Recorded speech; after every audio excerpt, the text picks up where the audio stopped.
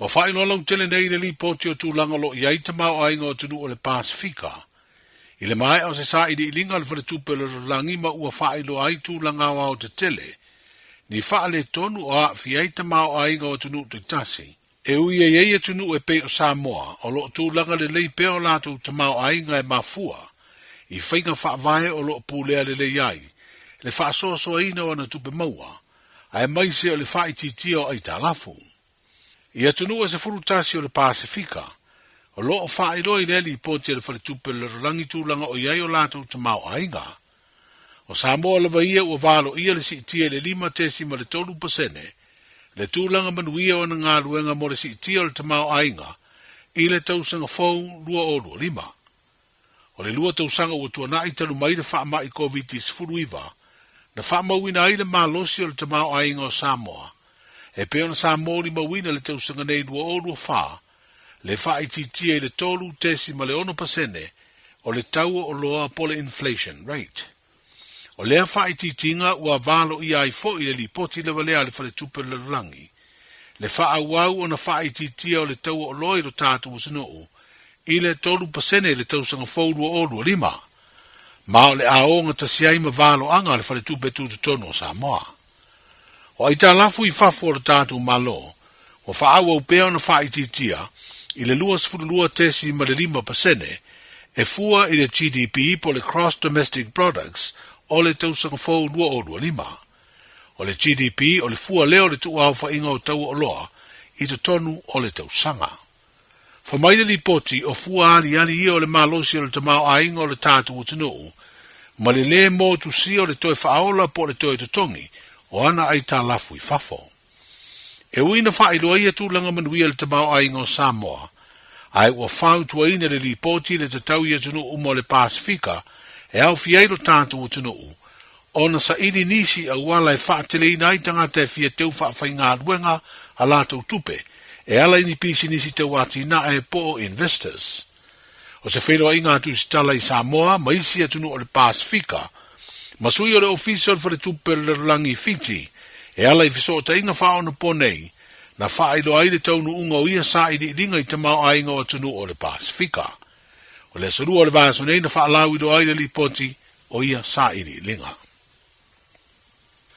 O le tonga whaasau i le fio anga o motaa, o stasi leo no fuanga le awhea le tupo sale sa le tolu mala na masiofo, pe a whaatino le porokalame o le nasi a singa taualoa mai i Samoa, po le state visit.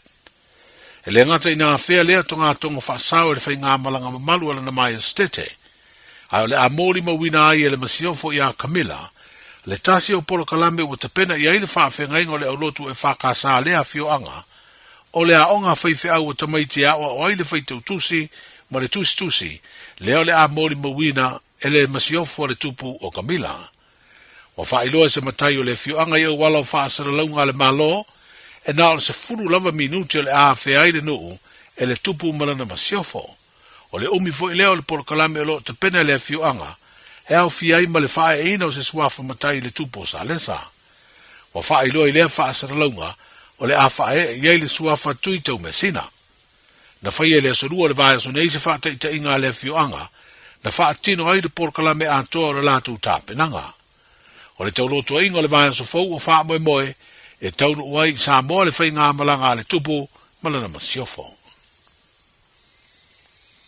O tau fia le tu ua le tātou utanu e se li Bilateral Company vaalele le Talofa Airways, o ia stangata nu o Tonga, o na ua molia nei e leo ni sori tu la fono tau le whai ainga wha malosi po le rape. Wa wha iloi leo ia lātou mōri anga e lua o le soli tū la whoro na tupu, ia se temo le tausanga nei vailele, ma na fiai se tēnei titi se furu 5 tausanga le matua. Wa wha tūlanga i nei e le whaam sinonga le masina o meo le tausanga fau, lua o lua 5 e wala awai mōri maua leo, ina ua mai atu ina atu i le whaam sinonga maua lunga, le tali te e le ua mōlia e lātou i lana loia. Na talia le whaam sinonga le tālo sanga loia le itua leo, mo le whai o se polo inga e tau fiai le alu ese ma Samoa, o le ua mōlia se ia mai a, ona su eina o na mōrianga. E lua sfuruono tausanga o le ua tua ia. Wa whaasara le whaam sinonga maua lunga i le lua sfurua tausanga i le whale pui pui, Se tama o siria le fitu se furu tau sanga lo na soifua. Ina ua wha maonia o na morianga e lua o le whai ainga wha malosi. O tama itai e to lua na afia, o alo moni o le ua no fusala, ma o se sori tu la fono o wha ilo e le wha iunga tusia, na amata tupu i le vao le masino o te sema, o le tau sanga e lua o se furuono ma Januari, o le tau sanga e lua o se furuvanu, ma o le teine titi matua na afia ai, i le se furuvalu tau sanga o le matua. O le isi o sori tu la fono na tupu le masino o Iuni, o le tau sanga e lua o lua se furu, ma afia i le teine i titi na lua, a o se furu whao na tau sanga. Whaali ei wha maumau leo leo na tūla i maile ngā i o inga mua mua, ai uo o le matua o le tama i leo na se furu iwanga i le fitu se furu tasi tau sanga. Ai tupure ngā i o inga lo na lua, uo o lo na matua i le fitu se furu luanga i le fitu se furu tonu. O mautu se tusia na tu inatu i le whaamsinonga e langolongo ai tū le leo le ua molia, ma whaasalaina, na whaari ai alo na tua fine, whaapele pule nuu ma le whaife aula na e kalesia, o ia se tamanga lue malosi mato anga i le lotu. Na whaailoa le tene titi matua le li poti o a fianga i la ua mlono usola i titi, i le soli tu la fono, na te tua ia lo na tina. O na sa tu tia i le tau singa ma le vainga o lato i lo lato tama, a o na nufuai le ainga o lo lato tama. Na ia wha matala fo i le li poti, e le teritonu, e whaia lo na tua a tama lea ngai o inga i a teia, a wā se tama ke siano mato anga i le lotu, e le tango fo i le ava malosi. Fa pe fo i le whamatalanga lo no usola i titi, ai sa ia wha i loa i li poti e le mana o e whaia se wha asalanga i lona tama. O le silasila le whaamsinonga, stasi leo sori tu la fono u mutua wha tupula ia, ma ua le malu ai whanau i o lato tua a tama. I le lua o morianga o le tama, e ta i se fulu tasi te usanga i le whalipuipui le umi o le wha asalanga e tasi, e turi e sese. O lona winga, a tu whatasi e luas furu lua te usanga i le whalipuipui, to e se ei teimi le nofu tau fiain, a o whatali su e suenga leo leo, ma le whaai unga a le whaamsinonga. O sauni tupa i fia le lei se whaasalanga le whaamsinonga i morianga o lona umia leo le pauta whaasaino le aisa, ma lona umia ni whaasi paipa se lua, whapea se stroa, e ula i le aisa po le methamphetamine, ina ua le wha maonia na tua inga whaasanga i leo leo. Na sue ina le whaamsinonga maua lunga morianga o tupai, aina whinau o ia latu ila na lo ia, o aisa na maua i le potu o se whalitari malo na whaamautu wai lo tupa, na avatu e leo leo tu wai. O ia aisa e tusa le mamafa maritasi tesi maritasi fitu kalama, sai tonu o se tanga pepa ila. O lea whaamtalanga te te ena tā uai e tupai, o le aso na whai aile sa ili ngā leo leo le potu na wha mautu ai, e lea i se eisa sa i le potu le teimi na savari e se ai le la ta vale, na tu i le vaenga i tu ai ta vale po le paka. Pei na ua fo i atu le potu, na whato a mau ai e leo leo le tanga pepa ila o iai le eisa, lea na mau ai ma whaasi peipa e lua wha pea le straw. O november le tausanga e lua o lua na whai aile sa i le linga leo leo, i le potu nu me le sfurvanu, o le whaletari malo o le mareke logi lo to pā. Na mafua le suenga, o na masalomia le pura le whaletari malo me le ufai ngā nuenga. O lo whaatino aise ngā o inga te ui pauta whaasai na i le nofuanga. O no le tele o ta vale na o atu maanga i le potu, sana no fuai le ua molia malo na to lua. I mori maua leo leo na sueina e wha mautu wai e le moni, le whinau ngā tupa i fia de lei. Na tau nuu le whaamsinonga le wha maonia o le pauta whaasaina, wha pia whaasi paipa e lua ma le stroa, o mea tō tino le ua moria, a e le o leo leo na avatua, ma tu wai le potu. O leo leo e ngā lulua i le ofisa i whareata, na whaia sa i ringa o le potu na wha mautu wai tupa i marona to lua, ma mawai le pauta whaasaina. O tala i ore nei aso, E silia ma le se lau fala o loa i Samoa e mawhai ona whaanga i le talofa voucher mō whaatanga alu a inga. E le atua lava se 5 milu te lafu antuai mai New Zealand, Australia, Amerika, mai si antunu. Ai tau nuu i telefoni maolo e whaanga le talofa voucher e whai e le whaatau. E mawhai fui ona tungi e tuai le cash power whaapea le pili o le vai isa o se taimi. Angai loa i le www.pacific40.com e lafu ai se talofa voucher mō loa inga i Samoa. Mō nisi whaamtalanga walau mai le olua tasi o valu tolu lua tolu po le info@pacific40.com. Ta lofa lava o le siu fofonga le nei o Samoa le Radio Samoa. O Mawhai on awina atu le tala o le tau Yaso Taitasi ona o le lango mai a le Pacific Finance Limited. Telefoni over selau fitu whawha lua fitu. O le tala nei o le tau mo le somala so a tai au e pe o da wana maile le official va ai tau a wala lo no fosila fia. Pa mai o le so e a waoa e ono iai ana i wanga i tuimi o le tau i le tu i mantua o rewa. E angi mai le so vili mai le tu i mantua i sasae. O le mawhanawhana o le reia so tofi o le so se fulu fitu le nei masina o kitopa e se fulu ma le vanu tikeri ma lui le poa ana nei e se fulu luan tikeri e ngoto le la i le toi se fulu iwa minute i le tu la e valu i le poa ana nei. O le venga mo le aso a tai au e o soane le la i le lua minute te ai le afo le ono i le tai au whamai a waoa nisi o no whanga. So vili angi mai le tu i mantu i sasai e whio lono le malosi i taimi o le tai au e whio lono mai i le awhiawhi a tai au. Tulanga nai pe o le iei winga o le tau e le nganta mo le so ewa befo i a tai au mo au kilani. So se tasi e whaisana no ngā tupe i le Pacific Finance Limited mai le aso se fulu ono se tema se i au lia le aso se fulu valu au katopa e anga va uma i le se i e te ono manu malo ai i le 5 se lau tala cash. E whaiele i le aso loose tasi au katopa apalai nei loa i le Pacific Finance.co.nz e talo sanga sau no ngā tupe le vau le 5 se lau ma le lua se fulu afe tala e lua miru te whaie lau talo sanga online ai tasi li tu lai whaatali e se tali e ia inga whaabitoa walau lo le Pacific Finance Limited i le oval se lau fitu whawha lua fitu oval se lau fitu whawha lua fitu. Fees Free Study is changing next year and AUT wants to help set up new students for success. The Kiuta Kitai Aspire scholarships include financial and other student support in both Year 1 and 2 of an AUT bachelor's degree. Find out more at aut.ac.nz.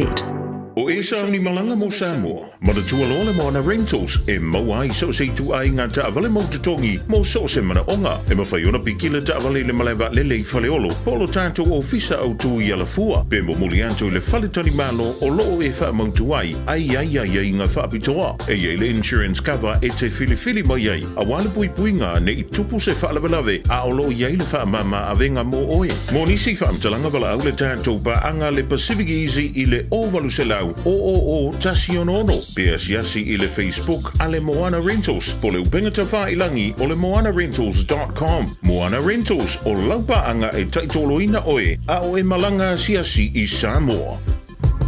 Beta Drive Doctors i le taulanga whaatau i mangele whaapea manrua o le vaenga o so ngase pe amana o mia e whaatino e fo i matuipui o le whanau witi o tuipui le COVID sfuluiva mo i lātou e sfuluon tausanga malunga atu whaapea matuipui o le flu pala au telefoni 255-25 mo so wanoe whaatino ai nei au nanga o fisa whamai i mangele i taftafane o le McDonald a manrewa i taftafane o le Whaletusi po le Public Library. Beta Drive Doctors Clinics. Talofa, we're the Katinas, and you're listening to Radio Samoa on 1593 AM.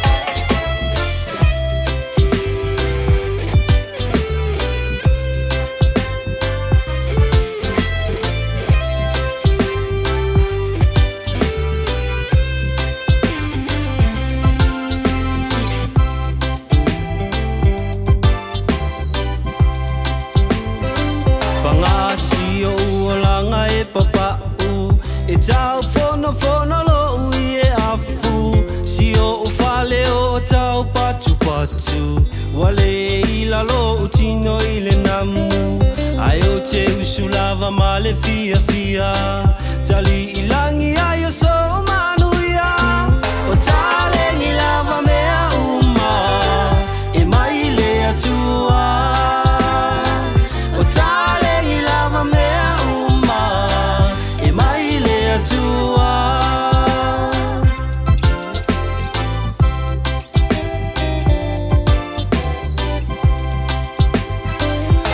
Te wha atu i le a onga e whai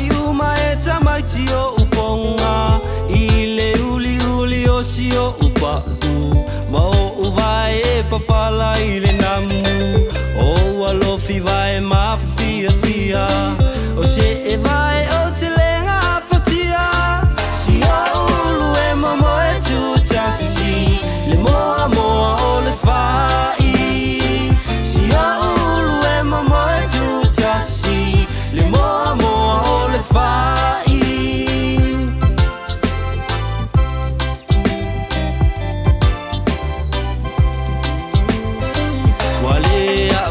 Tau mawhainga I se a o ngai a pia Wai ulawa I le kolisi masani Le maumanga sasa le tonga whai O le sapelu lava o si a upeni Ma si a upea tau ato ato Le ie la sa o iuta E tu si ai o le lafo Le ie la sa o iuta E tu si ai o le lafo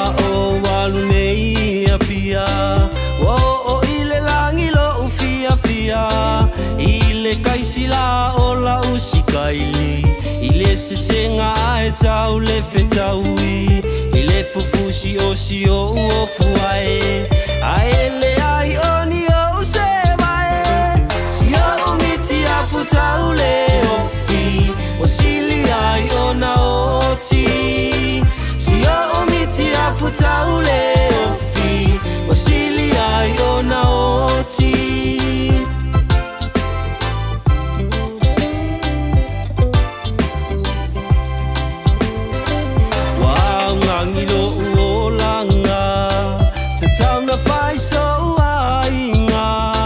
Popole vale lo uma fau fau O se panga ai o le au Atu vale o si o uloto O tau o so ai o le moe tolo La uma lo me aunga E su e ai se ava La uma lo me aunga E su e ai se ava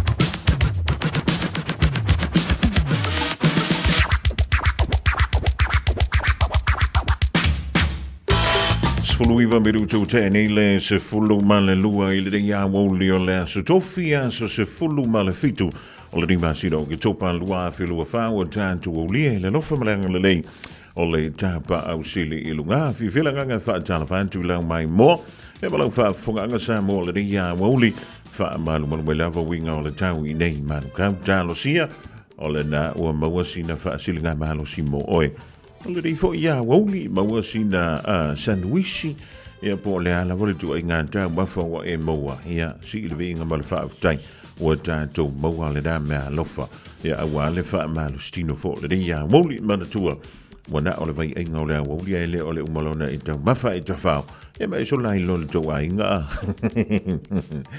malo antu I le sunga lewa o ia teito mo le tau tua e pe o le tau mafuta mo I le tai o le lila se yo li se ting me le ma wan tu le utan tu fa tsai le tu o no fonga mo le polo kala me yo alea wo li ma fonga mo se yo li le tu lai fa I le fia na nei malo le fai o le faiva e malo fo i le tawa ta i le paia ma le malu olo tātou taro.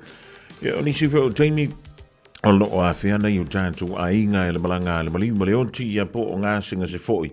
E mi se le ngā singa se le maua sona vai fo le kānesa pa i antu le au fa malo lo e o lo tātou tapa au i le langi e le ngata i leo lana fa ma fananga i lonto manganga o ainga ia ua amia i le tua i le nei fo i vai tau ai maratua amu ia i lanto ua mapu atu ia mai fi tama whainga tau le rio langa e pe o nao o tau soifua ia mau tātou wolai tātou te momoe a mamanu le telo le taimi ia sa wā mala ia tia e pe o le iai le whalau lave e pe o na tula i mai sa mo o lo o tau sa ili vai fofo i le taimi nei ia po le alto e ngā tūlanga o le ama whai ei o na fofo le whaafi tauli o le haafia antua i o le siu manga te whale o lo tātou o taro. Te leilo i anto empo le asau whaafonga iei tātou telefo i ana au nātou le awa le nei stasio mata upu le ana mōli ai se tamai o nus fulumon tupu o na tausanga o na uantoi a apai lana whanau teine to lua a o la iti. O a ue matua i e ese fui o langona pe o whaalonga tui le tu ai ngā amionga whaapene isole. E ui ele o se mea fo. Ai o te nofo mo mafo fo o a o le tama. E ei la o whanau tui. A whaifa o le whaafonga mai tātou le tu pāo tama. E whaapewhia o na i tui a apātu i nai au, i nai o walo tamaitai. A o lea sa e tausi, e ama e aputi, ma e whaafai lele ia i lātou mai lawa le laiti. Ai se vanga nā o se tamā fo i lele ua leanga leu. O se tamā fo i lele ua makua o te le lopo lanto i ngā tūlanga nā woi. Ia po o se whaupunga lanta mai. O se tangata ua matua te lele vā ma ma oia. Ia ma lea tua. O na whaia leo i tua i ngā tūmanga mātanga. E lei māsani o na tātou whaalongo i whamtalanga i asola. A ole vai teimile nei. O lea ua sau i luma le tantolu fō le wa tātu iai. Ma ua vave fō i ona longo tala iai. Ia tusi tala. Ai maise whaavuta iai. O lea ua mawhai o na o antu i le tūla whono. Ai au te lofo. E lea na ole pawai lea o se tama. O lo o whaia lea tūlanga wha lea lofa ma wha lea ma fau tele. I sana wha nau teine. Amu ia whanau teine mālo te maitai. O loo wha apele pele, mālo lofa moni iai, nai o lātou te mā. E le wha punga le tau whaalonga tui fo i le talale na au mai sāmo, o tua ia, e whanau ia te maitai. E olo lātou tina, e wha apea. O lona wha tamala i le teimina no nofoai, malo lātou te mā i le aingolo lātou te mā. Lena tu la i mai le fa fi tau. Ai si fa u te iai i le fa te inga o lo tu mai e nei alo te mai tai. Fai mai. E lante le mana nao e fa sala ina o lo la tama. Oka e sole. A unau fo mo fa longa tu ai le me fa pea. O ie u te fa pea ni ai ante au na vai. O le fa te inga le na tu i le mai le tanto o li fa o. A musia ma inosia, ma ta wemu i eitangata. Whaakolo seina, ma liu whalela wasi. Ai le aima se tala. Le aima se whaaliu mai, tau i le ta. Tanganta ia na whaakolo seina oi. Mantua fo i o lena sau i le si vai aso. Fa mai le ala langa tangata. O sana i le alo David. Nga uma kuala vai aso le na. Ia e sau fa mai. Oile ai, i nā wha a sātou ria ianti, ai tala mai tuala pangu tā fui lelo pārapa. Maka au ki ali i sole ni tu ai ngā mea wha pene. E o fo le loto, e tangi le fatu. Ona, o lea a fia atu ai o na yalo ma whana. Ai pe ona ufai atu. Tasi le mata upu. Ia mai le na le pau fui leo le mata upu lea. I le nei tau sanga. A ole fesili tele le tula i mai. I la uia ma fau le nei aso. E fia ni ainga o lo o sa wa inai alo te maitai e le ngate tu tonu o Samoa fa pe fo tu tonu New Zealand anto ai ma le tele o antunu o le lala. Le tu pao tātou tama te fisili fo o iante oi. O te fisili fo ia uia iante. O le ala ngā ruenga le fai. E pui pui ai. Si a ufana. Le mea alofa tāua na fo ina mailea e le atua. Ia tātou tausi ma faa fai lele. Ina ia avea ila tau. O ana mea fai ngā ruenga. Po le ala wale to e ngā lumana ia ngā iei ia alo matamitai. O lo tātou uturu. A o la wala wata pena lo lātou sa. Ia a wale fitai ia iei. Ma fi tā ma fai ngata. O le sinamea. E uni ngalo ia tātou o na tā utamiti. O le o langa lere. E tu mui fi tā ma fai ngata. E le e whapea o le amalu wa ia so uma. E iei a so e luka i le kai. E iei le a so e lu ngā malalo wani. Ai, o nā mea uma. Se tātou te tau mawhai lava e alofia. O isi ten, e le mawhai. Leanga o le nā tura nā o le soifuanga le tau te soifua. Mau tātou o lai. E tumu i mea lelei, e tumu fo i mea wha lelei. Ai, o le ngā luenga nā whai whaatasi. A tātou mātua. Le tā mā maletina. E le tusi lima. Awa o le mea le tupu. Ngā ngā leu a ngā whamai. Ngā oi, e le anga ra kou ainga. E a mā. E le iau mai ra kou ainga e whango ngofo o ruari. E le iau mai, se i vanga nā vo ia wa mua kāre au wha. A lai le i whangoia. O le mea lana apa mai e nisio ainga. Ma whapea mai. E le i watau na whapa ia uru. A le siri.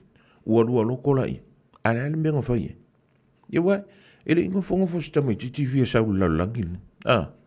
O le mea nānale, na sao ni e lentu, o le mea ta o le sakala me ta o le whaapuipo. E anga i eio. Iang fuka mai ila i ele a pūla kako. Be fia, lua, kolu, wha, lima, sfuru lima, lufuru lima, pūla o i lo malosi. A le fusili. E te ngā whatia o na tausi le mea lofa tāua le atua. A le ai. Ave i seisi tangata o naisa ili. Ai a wai ke whaare mawhau iei.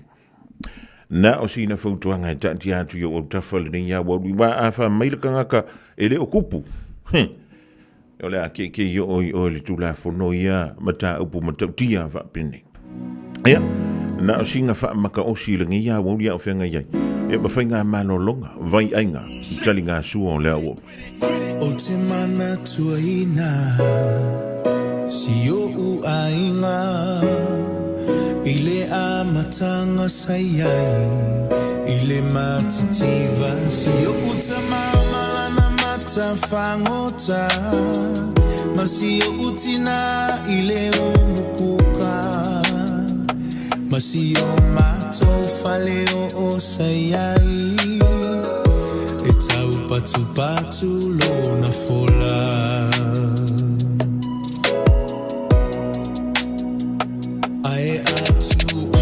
Tula ua onga Ufa atali le faiva Ma uta ufui paelo Mala uamu O te savali le nu atoa E fa ataua ufangusea Se tupe mola upilia onga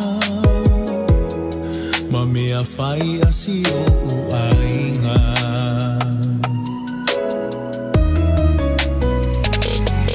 Ele alo le mativa Le tango lima si o ainga Tele ifia ai pe o te falo lona o La sa o lo toi le fale o Na mativa i le tino Ai sama o la maya Fafitai ile luanga luenga le salufa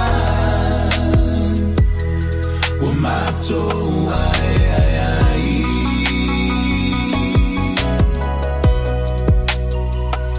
le wa mato tuwa wa faita ito alua a esusu elava le fabalama Mato e te pai tua Ile fai ngata ole olaka Nata ua sabaye na i matua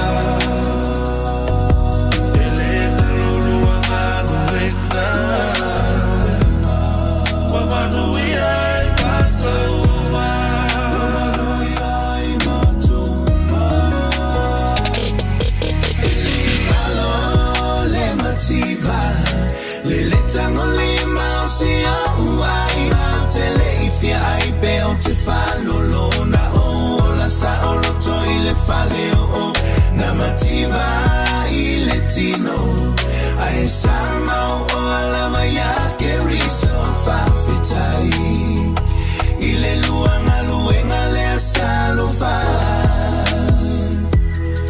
umato ai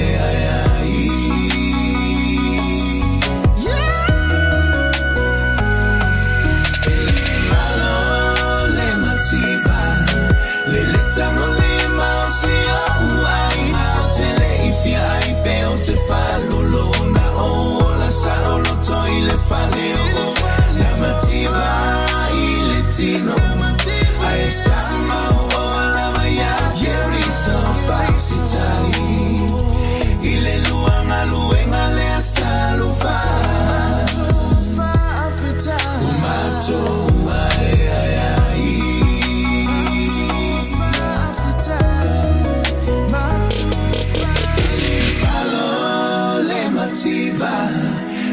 Tango lima sia uai tele ifia ai peo te falo lona o la sa o lo to ile faleo na mativa ile tino ai sama o la maya ke riso fa fitai ile luanga luenga le salufa o mato ai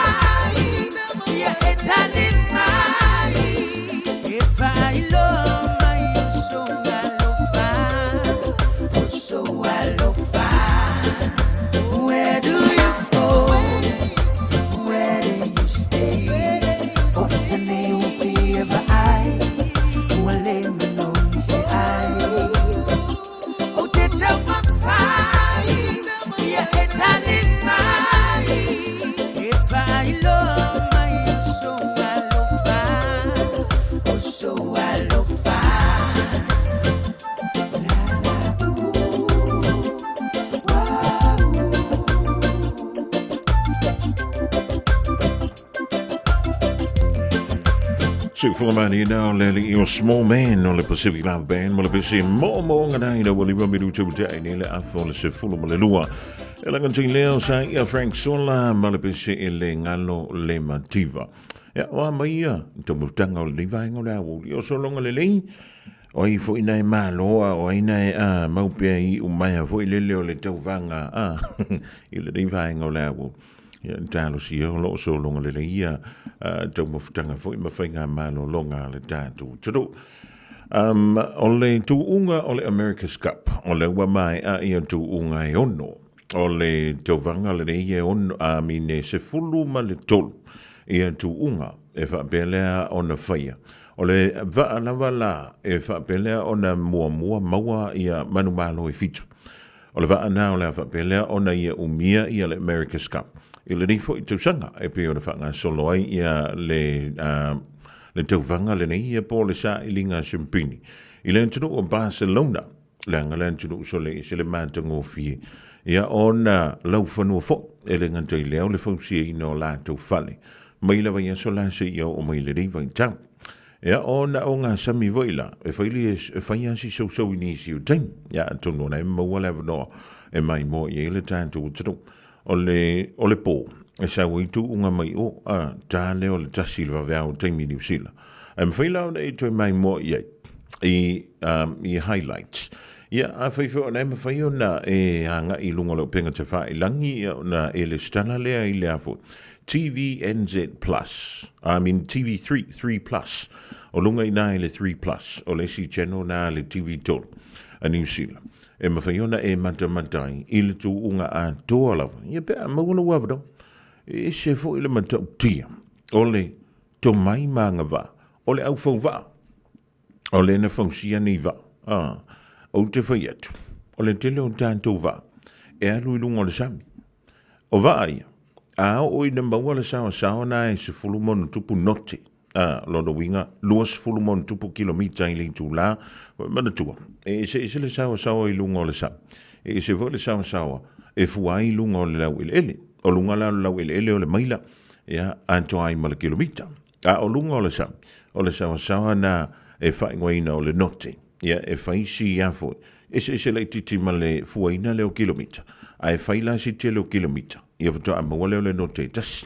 Yo, so le wo kara ngofa kap king ya ko va ia lunga o sami ya tau le ni. O le pola na po le va vea ona lila. O le foto a mawai lea o ni mua. Se lua le va lea o lo ina le America's Cup. Ma tu tunga o le umia i New Zealand. Ia le po le America's Cup. Ile nei fo ia tausanga. Ia ele va tu fo ia le fo da umia i New Zealand. Ilisi tu unga le sa fai i New Zealand. I tai o i whiawho, i lumantu o le tātou wafula i tai i Aukilani. Ia, ai pitaila, na so o lava le whāu tu unga. Ia, whāu tu unga. O le tele o te, e fuafo i le tu unga lea le America's Cup. Danga o le ute muli tai i lam. Ia, lana o muli tai, o le maka au kia. E peo na whāu tu lautan. O waa uma, e o i lunga le sami fo le papa i lalo i le pito i la. E na pau i o waa. A ona sawa pe mo le sawa na fa tapula ina fo ile le mfa yona fo ile tu unga. E ma kwa masangi a ko i lunga leva. Ai na paule mea lai masangi i lunga leva. O le malo si o le saviri. O lo fa pe le ona una ia. Ia ona la e lua. Ioi. E lua la leva fa ilale. Ai a unga ova kuma le se fulu note le sawa. E masangi a ko i lunga. O le mea lau te fa e tue. O le ofo ngia o le tomai. Manga va o le au fau va. E le ngantailea. O ila antou o le tu ua teknolosi. A wa o le va a whamai. E computer a koa. E to a vanu la le au va. O va aia. Mantua aso la i lunga o va aia le tu unga leo le America's Cup. Sa wha pe leo na wha o ngaina i a lima. E vili ai mo meo o wilina. E na te wha mino ina i a le suau. E mawhai e ona mingoi le la o le va. I tu unga ia so anu mua. Ia e tā mo e le au va ai lisi tu. Koso maia, koso i lima. O le teimine. Ia o laua i le au vili wila pito i sili o na malolosi e New Zealand. E toa wha. E o le whainga lau le va. E toa wha lisi tu. Toa wha lisi tu. E le teimi e whai e le tu unga. E le aima sesi o le toa wha lea. E toa e oso i lunga peka mo e lisi ku. Tu sa lau le toa wha le lisi tu. E toa lua le au vili wila. Tasi le tangata na te whamino ina ia le la. Ia ma le tangata na te foina le va. E no winga la. E whapenga fo ili sko wha ili situ. Ia o le matua ma ta ina a muso te mire ma ta matale i le tuunga. E mo i umi a o te whai atu. O le mimi longa o le va a le whamingo inga o la. e makau ki. Ai lai tua le pito i tua, i le mele ka ua ka koufu i le le i le foe e le va. E matua e le talitonu i le mani finifi, o le foe uli o le va al nei le pito i tua. E iei la maisi vaenga nei au tafa, e mawhaiona wha aluanga i lunga. Tu sa a mimilo le va, e ana tu le la lo peise lima voile.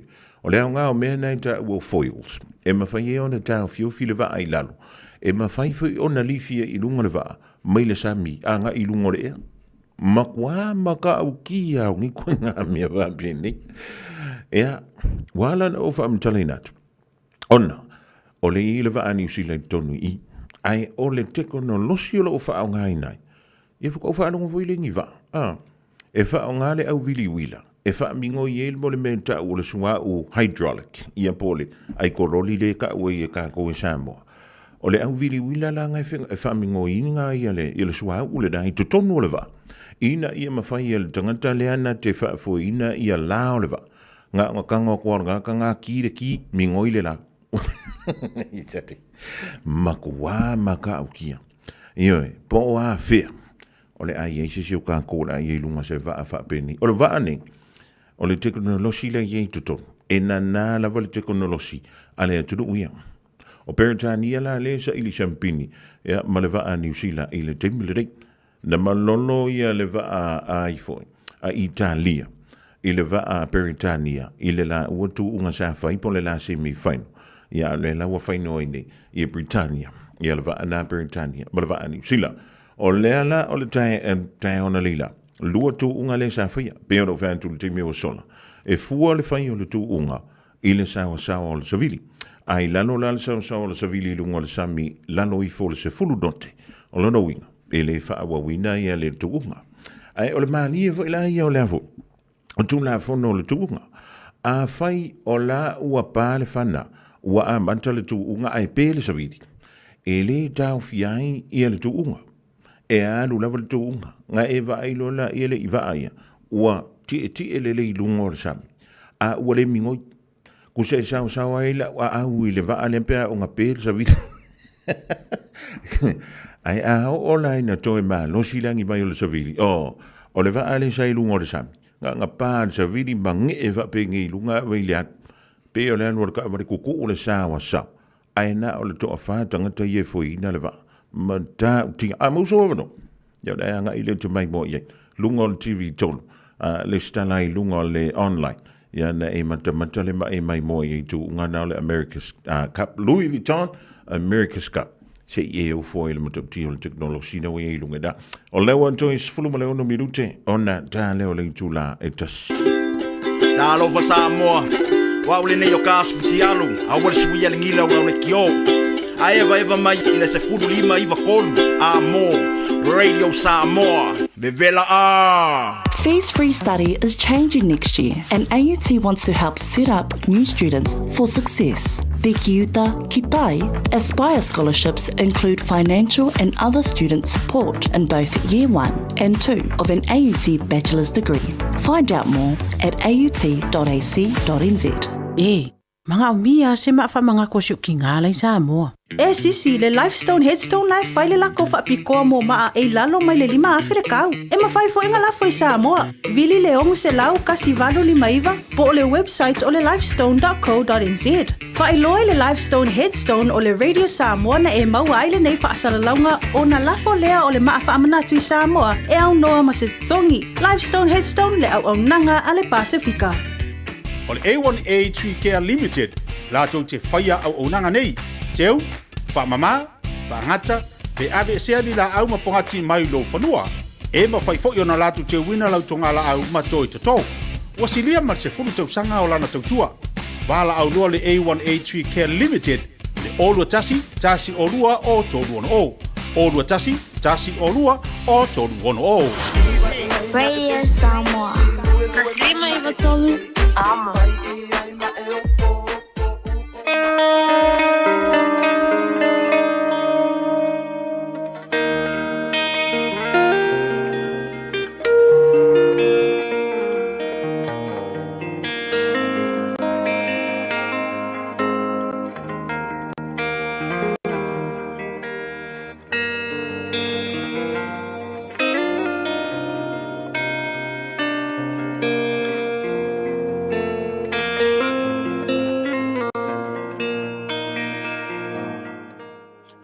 mai as fai poponga le nei o tātou porkalame o le lui tau mo oe.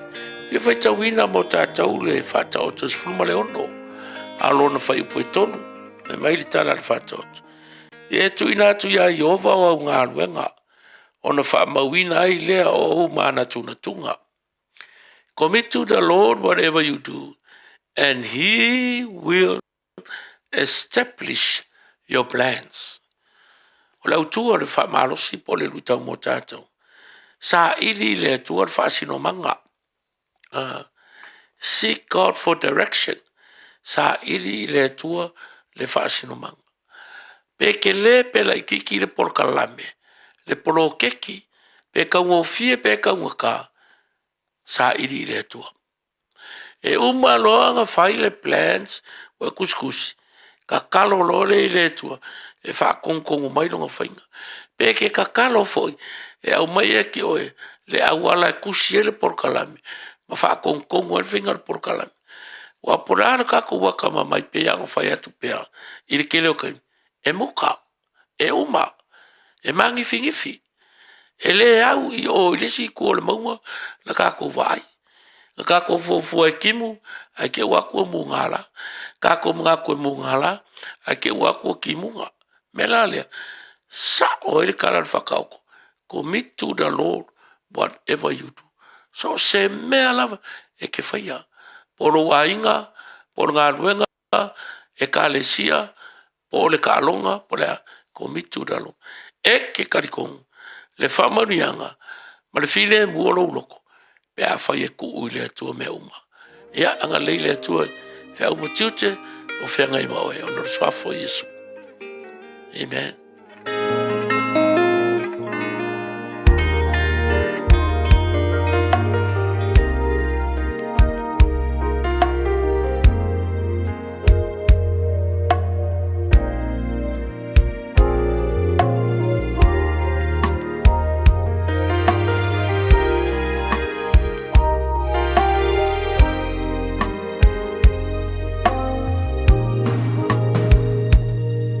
All in e tu tassi e dei ole arasi manaya ole langi e manaya ole langi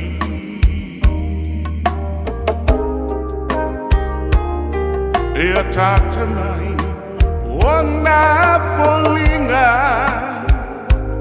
immortality manaya olelani manaya olelani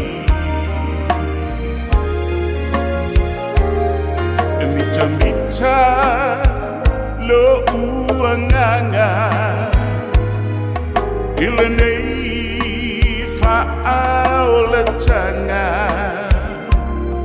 Leola tanga lea ua saunia O ilatou Natalia o ia Lenei ulanga ua peise puao E mawai tu i matangi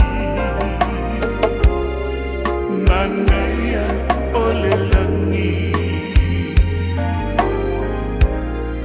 Manaya olelangi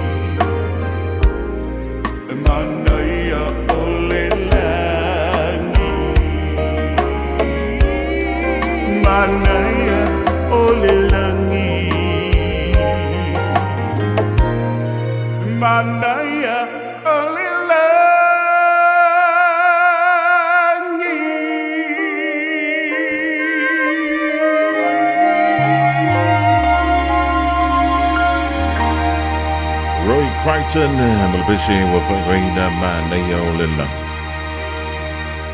Matautia so le le si fofonga o le sunga ya Roy Clinton le divanga na o le tolunga tuia le polokalami. Wa faina o le luita we mole tuli fa tai sunga ya Pastor Rolani. Leonta ya Moses si fa ponga ila o le tao. Penta tu o le lo famalanga le o le. Tu fa talavan tu ya lo sina anti mala ainga. Le mafuto mo le ya mo le ngantai le o vailoa tui lulu oi mo le sile lunga I aluantu I lava me fa mo ana mala inga I dai pori dua ana fenika o mile la wama mo vau he dei o vaenga fua rosa ainga la vea le mafuto me dai Australia mo tu mo le mafuto mo le vango le malo le on sai e malo fo ile fa malo si e mane yale o fa tasi o le olanga ne ya male tanto o langa fa le anga fo ile le ya te mi mutonga lo to ile mele malo si male poto male antama e mar kupe mar ka vale me yanga ko ke ai lino fo quini savili malo so fu male langi ma ole afia nani ole sa le tala e fa pe ole a fondo ile fa le tui ale panti o le greens e ia le a fo la to sui foi pule le na ia fa nga ina le me fo ile o le oso mai le si panti anga ile si panti ina ua utia lana pisi nisi malona to wale utapu ni ele 10 milione I tua inga e fa pe sa la to fa polonga ina tangata ai le la vale to tongina ave yai o le tomaita ia foi pule so fa ya darling tana o le ai fa mai le tala o le poana nei, o le ailo nei unga I tutonu o le pale meni o Rusila. I le whanutanga lea le panti le Greens, pe a mai au na whaia. Wa awi nātu le nei, ia to mai tai whai pule tuto tasi le te mil nei. Ia lana panti sa awai o le Greens, I le whaam sinonga. Awa o le whai mai o le ia I le tula fono I tutonu o le pale meni le te mil nei. E ma whai ai o na wha malolo se suia whai pule. Pe afa pea e fa nga ina le na fa le tui po le na panti ia le tula fono o fa ngoina o le waka jumping ye po le so mai le si panti ya nga ile panti pe o so mai o sa ku gas ia fa mai ile tala fa solo pito le green sala tu te ina mai la tu te le langolanguina ia le fo ia anava tau ye po le fo I tula fono pita o lena sa noa ia se tasi o sui tai o le panti. Ia le te mai tai ia o I fo ile ngore king. Te re masinga sau I fongo I fai I le tātou fo. Mauto Sambo, po le whale o Samoa I mangele. O lena sa noa I le tasi na o sui tai. Ele ai, o fai asi ovo mea lako fai pule le sa I momo. Ma ua te tawai, I le lanto panti, ona fa o nga ina lo le tula fono lea ina ia ave e sea ia le reita mai tai mai to tonu o le pale meni ia se ka ko fa kanila ia ia wa o le meni o le poloki e se ale be sa I rumangi e se fu le be sa nga ngi se ka ko fa kanila pe mo I kala le greens o le ala to fa o nga ina le dava o le tula fono I tonu o le pale meni o New Zealand mo le fai pole le sa ia I tonu le la to pati o mero ke vai ko I le kikire e kusa vo ile le ore tua I meni o solinga tu la fono ia e o sol fadi nga o sol fadi o solo I o fa mai o ia ku ko kas ia green those are your lungs mangu ia ko fong kangangangi milo mai o milo mai o kope la apo kope la apo Milo mai o Milo mai o Fakali Se awa eke hype na le o Kau kiki ama nga ya lau her Waso mai ama laka fear blur Kasi lua kolu fa lima Keba ai e kulava ya oe eke vinga Vai ma inge ile api fallinga Ke mawa unga nge ile fiku lima Ae ula vale la shora mai ika Patau fai aku fai tonsa Milo mai o Milo mai o Kope la apo Kope la apo Po e lo mai lo Fia pei o O e te a o makua Po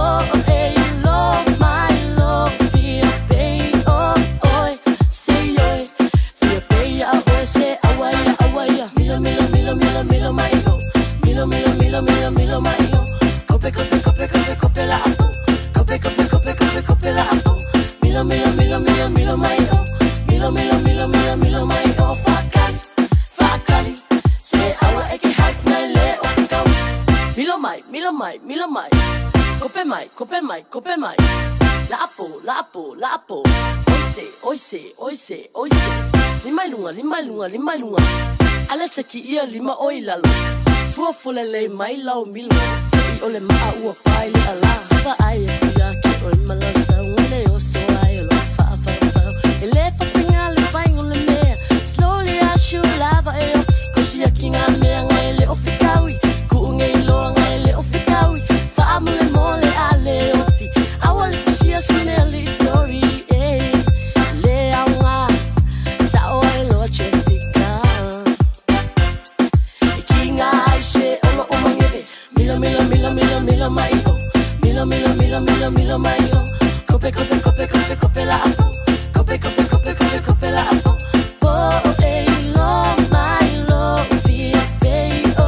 O e te a umakua. Po e lo mai lo fia pei o. Oi, si oi. Fia pei a oi se awai. Kiki a manga ya lau her. Awaso mai a malaka fia blur. Silua kolu falima. Keba aia kulava ya oe e ke vinga. Vai ma inge ile api folinga. Ki mawa unga nge ile fikulima. Ae ula vale la shora mai ika. Patau fai aku fai tong. Sapa aia kuya ki oi malau sa. Ngale o so aia lo fa. Ele fa pinga le fai ngole mea. Slowly I should lava e o. Kosi a kinga mea ngai le o fikawi. Kuunge iloa ngai le o fikawi. Fa amule mole ale o fi. Awale fashia sumeli dori eh. Le aunga. Sao e lo Jessica.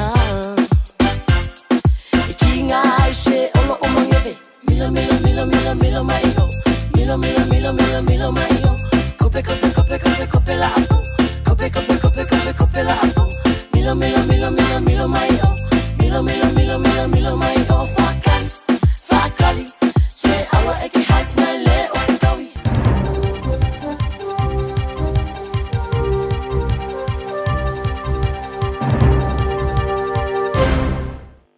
Whamalo atu whanamoa, e polo tu whawisan manu. Tu sa martau tuani ni a holi. Ia, whawhangamai o tapo inga le tunu. O tala ne mo lau whawhangamai. Ia, ai mo moatu o tātou tala tumua. E le a vea le puko Romney la vea e alo i ere whamasnonga le tu e whasalaina le whapui mo le rua tausanga. Fono se a whio anga sa whatam sua le malo sa mo e tūle ai ni taui. I talonga o whamuina to le tai David Tua, tu e taliu i whanua. Whawhomaya i whalau te reino tala ia wa whuilau no whatapu ai mai. O se tangata wa ova kere le puka ume se taimi o whaatino ni whainga whangoi, e whaalua mo moatu te tala i tua ma le whale pui te lua ia a whianga o le ola maloloina, i le sootanga ma le puka kele o toi whaasale na foi. I le whale pui, i le temenei, o le o foina le o whautuanga i le whaatuatuaina, i vaenga tau i whemalanga inga unua masalai sene. E pia na whaamatala ina ia le whaamasino, o whaaleanga ina ile ingoa le lei o le tūlanga o ni sila i atunu i whafo. Romney Marion Lavea e lima simale le mitosanga, sa ia fo ofuina se ofu oversized bonjo, ma tau to i ko to atula i lumo le whaamasino o whaatu malo e o kilani, i le vana sa tuluai. Mo le wina o na whasalanga e pia na lo mia le New Zealand Herald, ma le vaenga o tala ale Scoop News. Sa Fisilia na lo ia le whaamasino Judge Evangelo Thomas, pe mawhai a Romney Lavea o na whaawawana sa whai ni foa, o na lona poka kele, ai sa te ena le whaamasino, nap, ni puti ai o lana lo ia Panama le awanai, muri ana tu Fisili, mo lana Klayeni, e tu wina iese whaasalanga i le loka inai, e whaavai lunga o se vai ngolo na mamafa, a fianga o le ola maloloina, male salamo o iai, ina ia mawhai o na whai ani wheu ia inga moni tupe toi tongi, ia i la tau sa fia ia na sori tula, whono po reparation payments, e sa toi te na whoi, e le whaamasino le tau sanga. Mawhari e Judge Thomas ia Romney Lavea, o oio se tangata wa mautu le pepelo, quote, you are an established liar, unquote. Whari ai al whaamasino, i le mawhai ana toi tali tonu le tele o mea saulo ngutu, E tele avano sa tu ina tu fa sa oi me sa e paia ai tele fa tendi a fa tino ne avano le Romney Lavea sa mo angia i ulutala le roa marfitu ina wa fa sala ina le lutu sanga marfitu masina i le fa pui ina wa fa maoni e le fa mastonga fa tu malo le monio morianga i le fa nga ina just singa pepelo ma le luas fu morianga se paleo fa mtalanga se i le matanga nga lepa ia pole MPIE le oilo ai nei a ve ai la matanga tamo filtuna inga mo nga tau se malanga inga le vai timing sa fao fia ai e Romney Lavea i ofo ngā ruenga pepelo i tangata sa tau sanga mo pe mitana fumau e peona sa longo inai e whamasnonga. O le tua whawhino Aiden sa ngala sa ia whaali e whamasnonga o lona tua ngane sa tu vale maliula no moana i le teimi sa palasi e lo la tu whali no o mai ona ia inuina se a papia o sui e le pauta whasa ino le myth Olo fa solo nei fa mastonga him and Chit Singh Kalon e fa tu sanga olo tuia i le fasio tanta pai valea ia sanga lai lusu tu sanga ia matur tu sanga tuai Kalon sai ti ina le morianga i le fasio tanta pai valea le umia ina le pauta fa sai no le aisa more supply ia mare umia foi fala au fa sai no cocaine more supply le vale aso fito ia worry ma aso fa mati wa se male do futolo sa lo ngoi lo ia le famas donga Kalon o se wo finga wenga sa ngala company Fonterra pena sa ia avea sa ngala ni a apapia ele tongia e pena tusia ile tino da apapia ia le ngo ole honey bear ole house bear ole tu of fino sa ngala ya Angela sa ngala ele ia lo la tu fale ile one tree hill ele so lo mati luas lua fema le futolo le posa mata pungi ai no tuangane i o mai o nei inuina te tasione a papia sa ia longo e fama snonga o non to lua ia biliane lusi sa fatasimo no tuangane le taimi sa telefonia tu tawa tu Aiden wa mata onanga titi Angela se forma il falma i no shore sa ia fana nati le fale au fi ai malanu fa sa i mori la momo i no tonu le fale ma ia ai no tuangane i lungor folo wo matai tete a do fa to ai no to lua a vala wina le tavale fale mai sa ai no tuangane wala no wana ma lo ai Angela e ia se mersa ai wina a pole ovon i fala ausa ai no mia sa faria e biliane lucy fam snoga ina wa mai ona i wina le Aiden le papia sa tamo e falta ele fulo na nifo tlo mo to e tali mai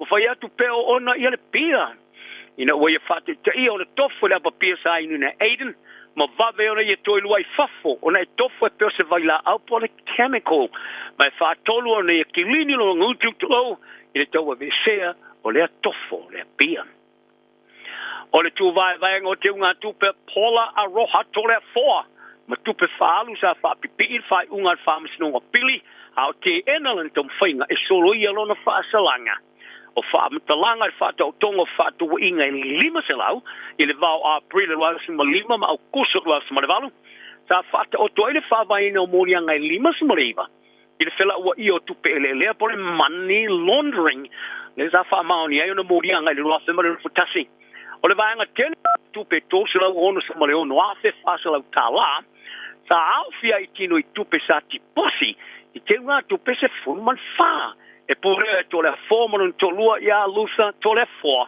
le ngafa mfa to ingo fala fa saina ai sa ia fa alu foi tupe ta fo ngai fiti sa mo ma Thailand mo le telo vaanga tupe sa tongi no foi fali tele malo o le reaches mo le recall palms a sia rotorua au kila ni nei e au fiai foi tu wafe tala o tupe sa faalu fa tau o loi me tau ta tau ia tia ai o nei umanga yo inga o tupe wa qualify ai i se fa tino ngor fa la filea o fela o ia fa soli tu la fono tu perelea e pe ona fa ia e fa msnongo pili i le te e nai o fi nonga to le fo fa pea o lona fa salanga wole tala fene ai e tu sa male fitu to wafe tala sa i faalu i me e fia ia leo langa.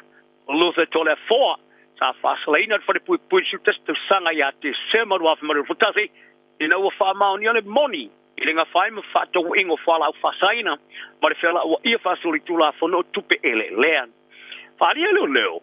Wala fa ingo tupe sa fa alu matino I tupe te wina te unga tupe leo ngali il silia mare totu sanga e fix lau fix fu wafe fix lau fast fu tala ile lima se lau tosu fix wafe fix lau fast fu tala ele no professor mai ai ta wai e lua company ona ina lau tola for the company mo male First Class Property Management Limited male Mr. House Wash and Paint Limited e matua te pula ia tupe e maua mai ai.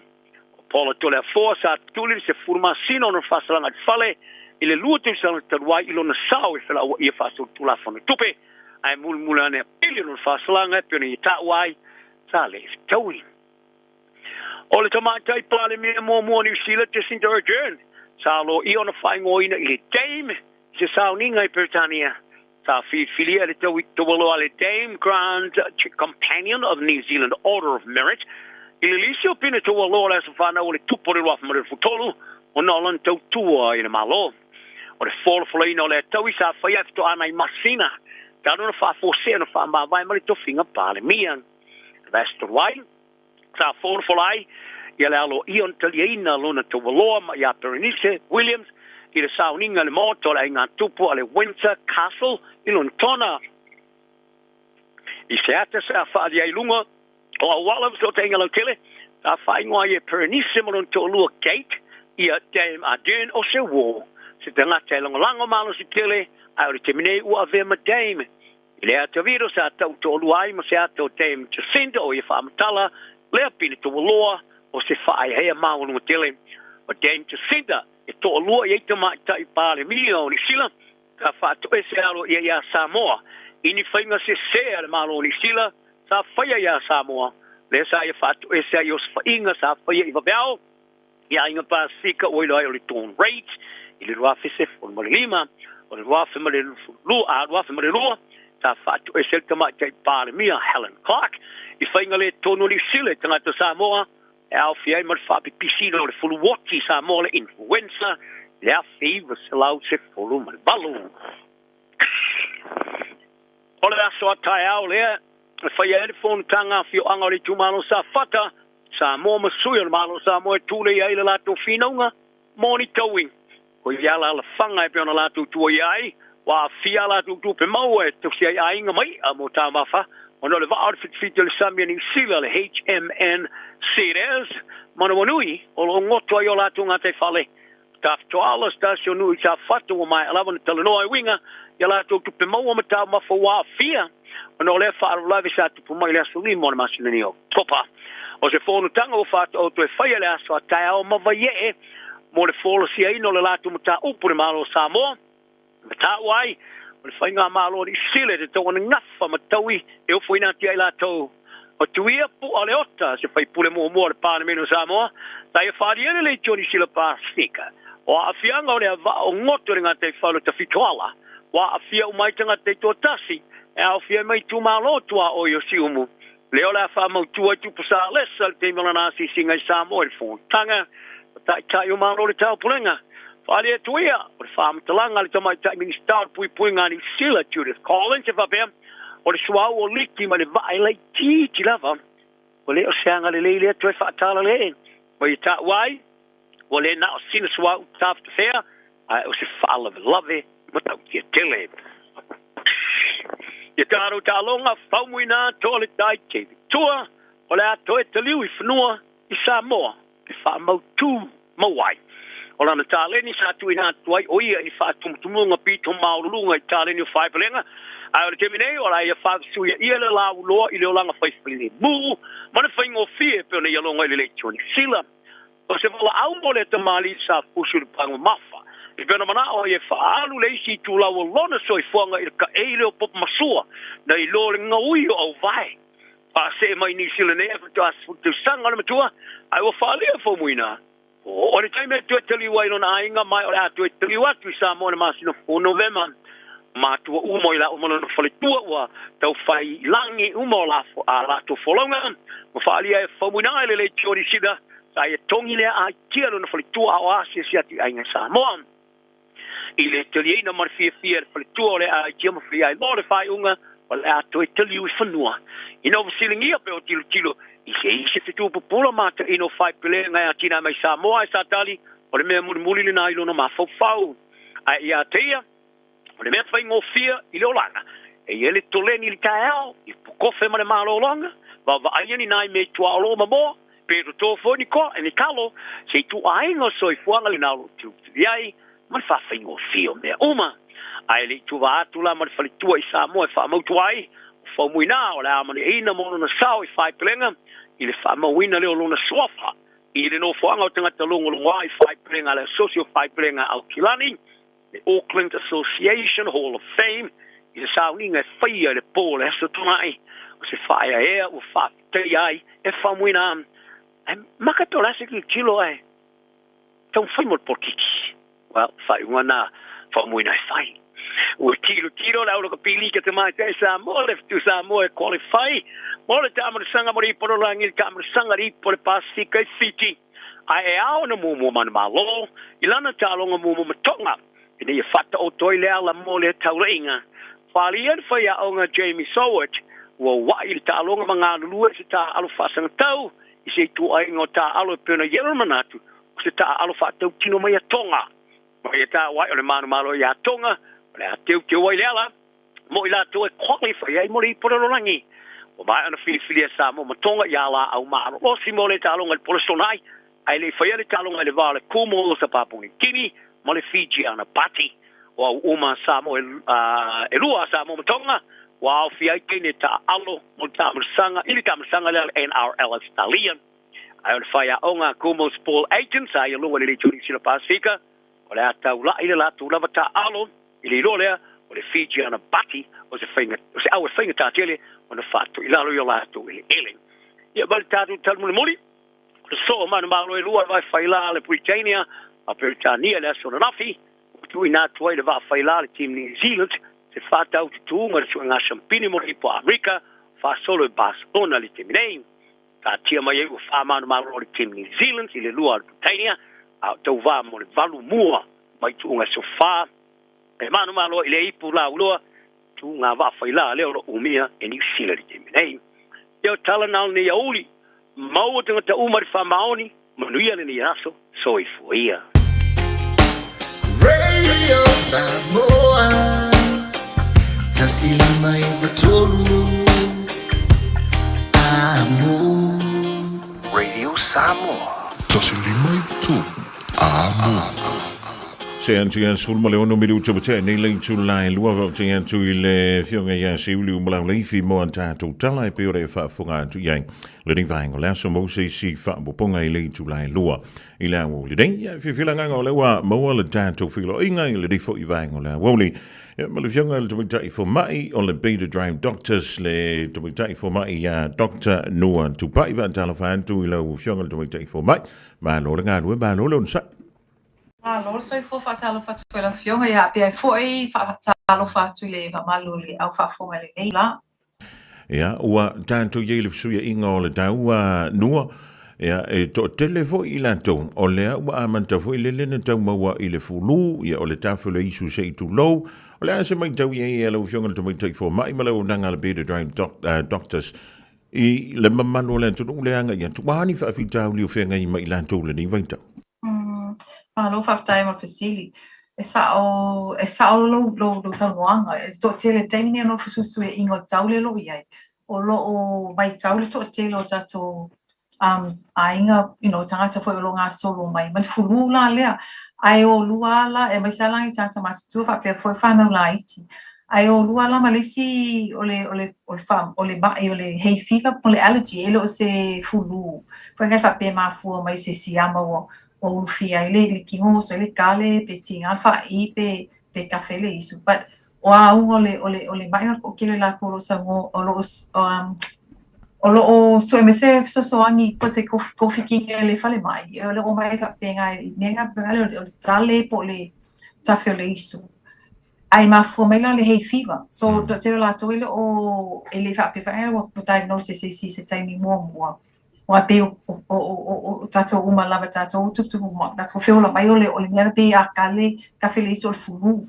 mali Au ngei mai sa le season le ngei we ka ko le spring going on to summer o le kelo la au funga mai kele le dust no makukule bau ma le befu e ila le melinga o le mafua mai o le reaction o le kingo i le befu ya me se fo ila ia funga la au ngai e kafe le se no fiala di toloka pe kafe le se sa we kilia le swa vai se kulo foi ya me se fo ila nisi fa pe e mangiso ko vai ia maka ya mo bela nga mafakua e ila mai si ko kele o mai fai hape fika le e mafua mai le kale o nga o le sisingo le vale ku le piko ku le isu ngai singa i funga la kule ku fa i mau so ila le kale ko kele la fika le fiu kale le se fa ko kale sa fa o ma fu anga nga so ese la ya e konfikinga so menga le vai mai tau tu kaiminge o vai fa kasi ale fulu o nga le fisuya ingol kaule ya ai sai fo ila le hay fever ese konfikinga e fa fena tai loa doctor le tulanga le o le fulu po le hay fever le ka ke maua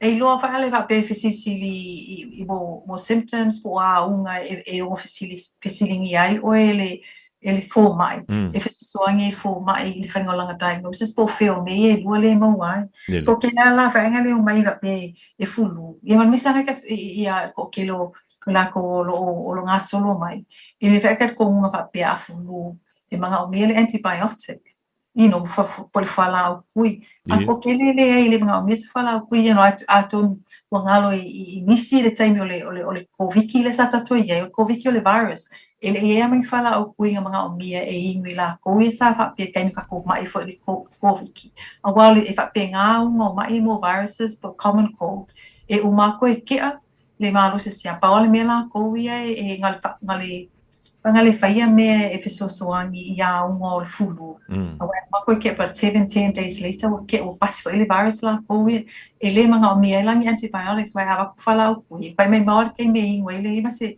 ele pe ese si ama se virus is fala o ku po antibiotics panga na fa pe o ia fa o mia ku le se silinga ku fiku pos fulu aso mo el fulu o ia ke ha pela o le si me ngo ku apa pela ave pe ale il kale mal fulu kai minga past 10 days then it could be kai pe on will feel back o ila siama lunga lua la le bacteria ese kai mi se kulanga le fa pe on pneumonia e manga o mia ila le antibiotic kai minga ai le manga o mia I fulu ma sangi mo ka kula ka fele so lam fa fa ko fa yo fa e me fai na tano fo le vale nua mo te fa pe uma o mo le fulu ane o nga fa pe pe uma kusa le wa self diagnose foi le taita va pe o masa sa longa foi le va pe pe uma wo mo re fiva e me fengo ka lusa o le fa kala vai kala mai longi foi la au ia va pe ma lo facili e ko ke lo misi o ele o mai mo ya il fo mai ai o le ke misi so ya foi la ke misi la fo o manga o inga o le el mal la mo ke misi fa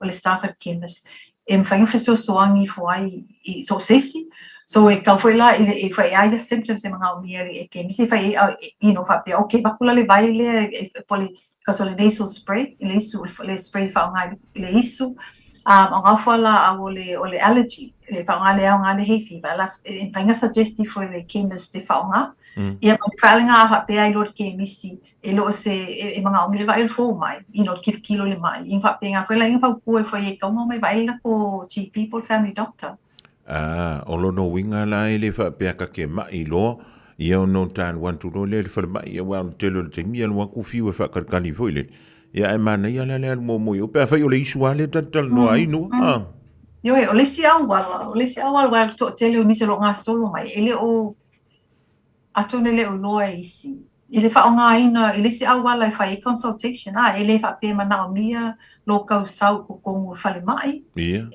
fa consultations I lungo telefoni video ai me sela ko nga mai fa pe pe se fulu because ele se mai yo mo manga o mia le sau ka mo fo mai si aki o pe lai lo inga o nga pe si o ke ma nga va ki nga fa ka pe ma lo si le fiva ke lo ai o ele ku langa o le wo I lo nga se o kai minga ka ele ka o fie ka nga fa me le appointment mai vai fo mai pati ko nga me pe ka fe le isu ka kale ala fa nge le lo ma lo si fa vai fa yo fe au le se ku langa le o ye ene fa nga fa ia o le si me alam fa ma ko fo mai I'm sure if I see clinics all fa la ko more virtual consultations po fa kala moanga I malo fo mai e mawhainga whai lunga ale o le video, po o le telefoni. So e le kau mga umia so kau susu me kukongo le klinika pe whai whankanga o mai me penga. Ma le swai menga o le mea langa sau kau whioro le mai ko sa koe pike koe lisi furu po se ko wiki luma le waiting room lako kelingi si o ngofu ai. Even though e lawa ia processes I kukongo le klinika whainga kau whai ku ese ia kanga ka fulu ma kanga le fulu nga ia pui mai la koe nga kulang whapenga.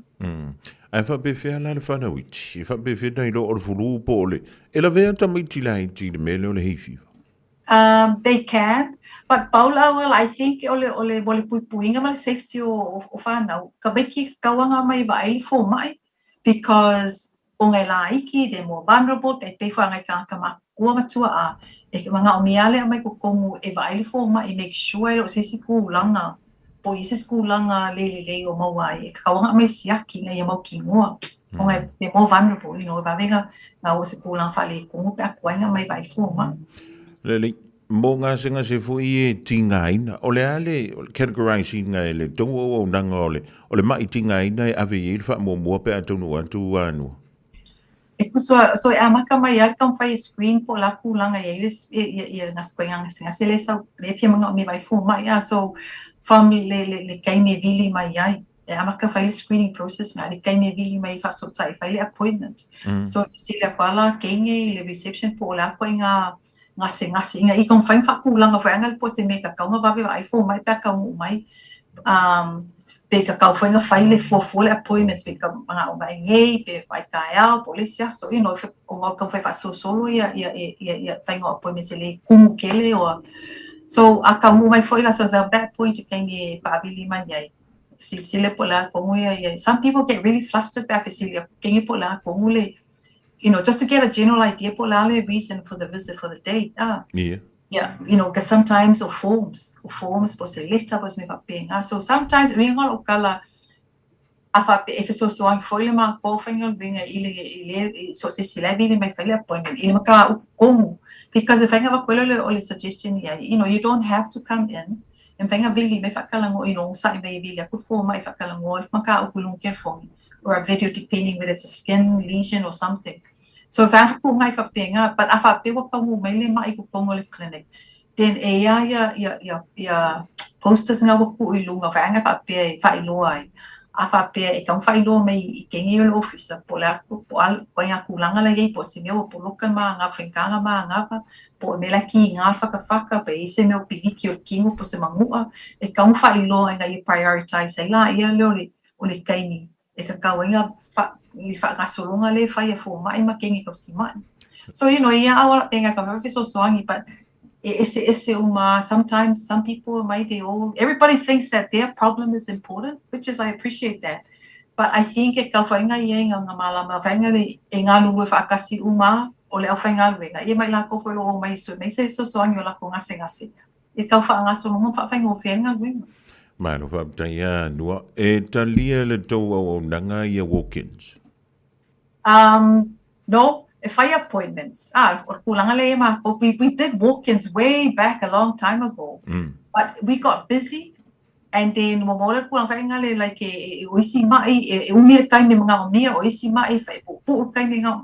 so it got too hard when we got busier.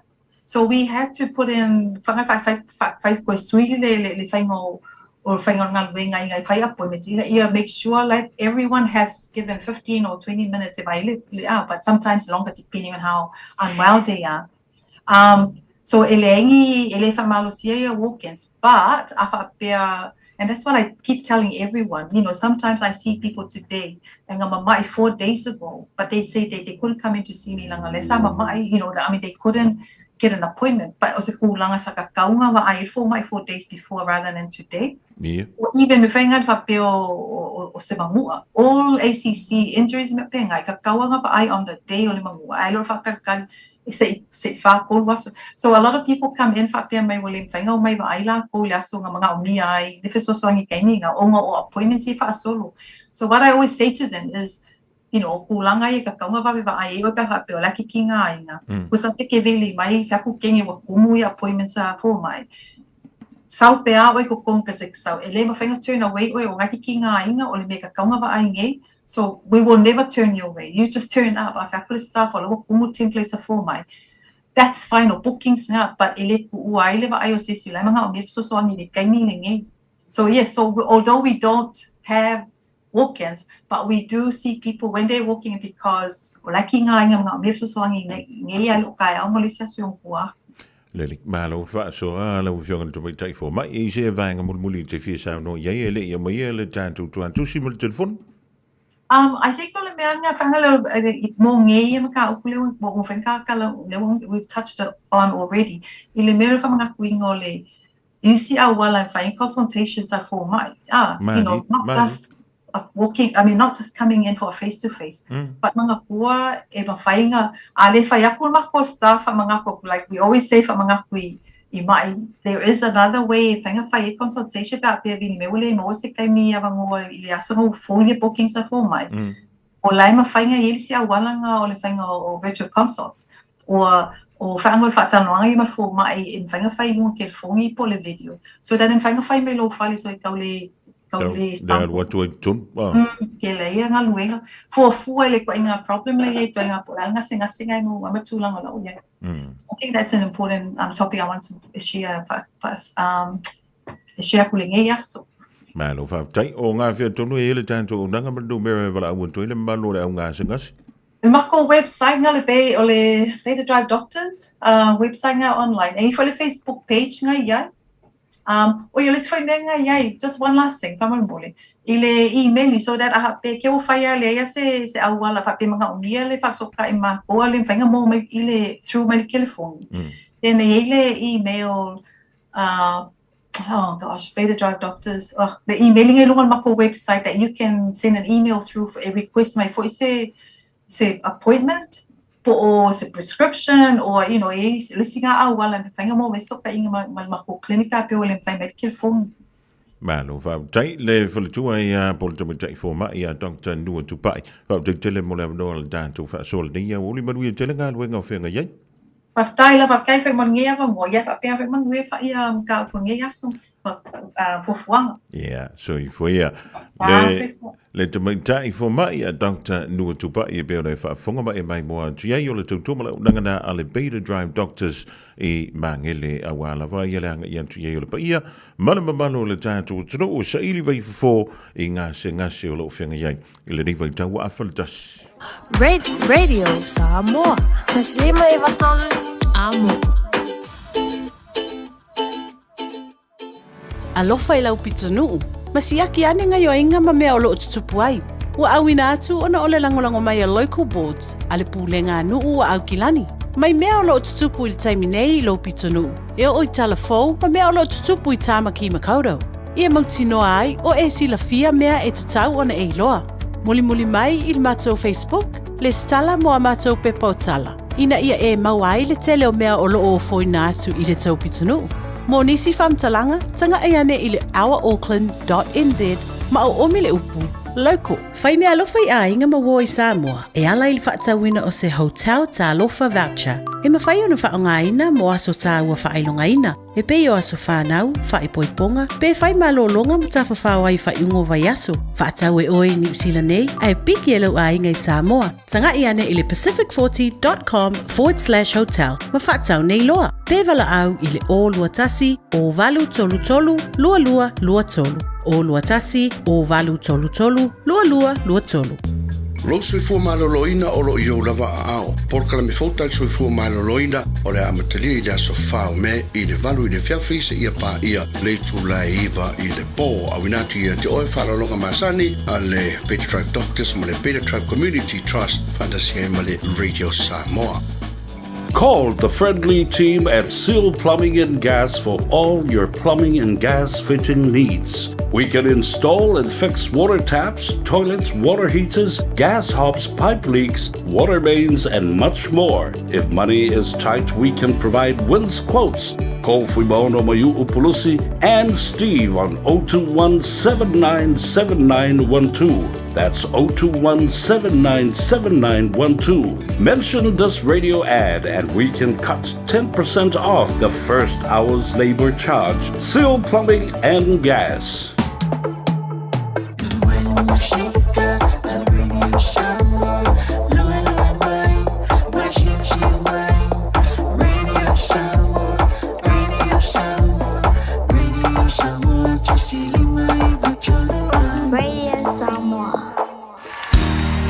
Bread of life sent down from glory.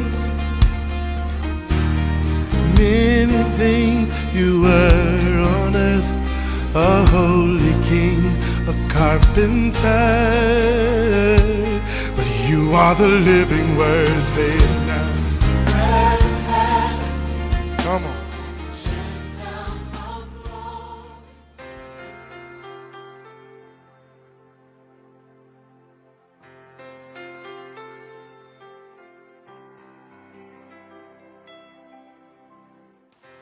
Au te whawhiroa i tātou aturu, mai tātou polkalame o le a reto leola i le amatanga o le nei aso ma lor so i fua manuia i tātou aturu.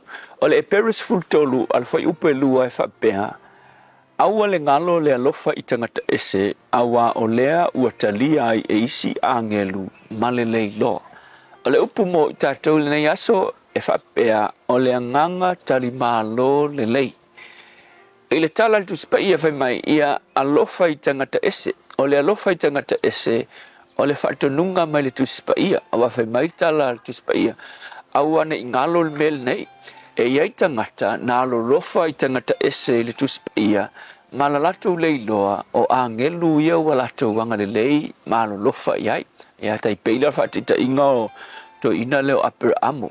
Na alufa afeta ngata ese luna fale mangale lei iai malona leiloa o angelu me ia ona ona ngale lei matali malo ai ia fa pena fo ilona nephew le lota ina ua tu angelu e fa tau nu le sala i soto ma fa mai ua ai tu ia lota ile fa tu tole ai tangata fo wio halu fo ilota pulu nau iai fa afe le fale ina ia ngale lei iai ia lela na fa manuia ile tu malave ile ai ngolota ia mai le to sao le tu ile nu le o sotoma ai le ilo e lota o angel so ele fa pela o le mafua anga le ai te alofa i tangata ese o ngangi ke iwa pelo pongi angelu ia alofa iai ai le ai o le so se taimi e te mau ai le avanoa iai ni tangata ese asi atu ilo fale pe o tangata ese fo i o mai le atunu ia e anga le lei ma e alofa ia i latou ia le tuspa ia e ai le tu la fono ta ua lava le tuspa ia le whenga ngatua i mene i o malo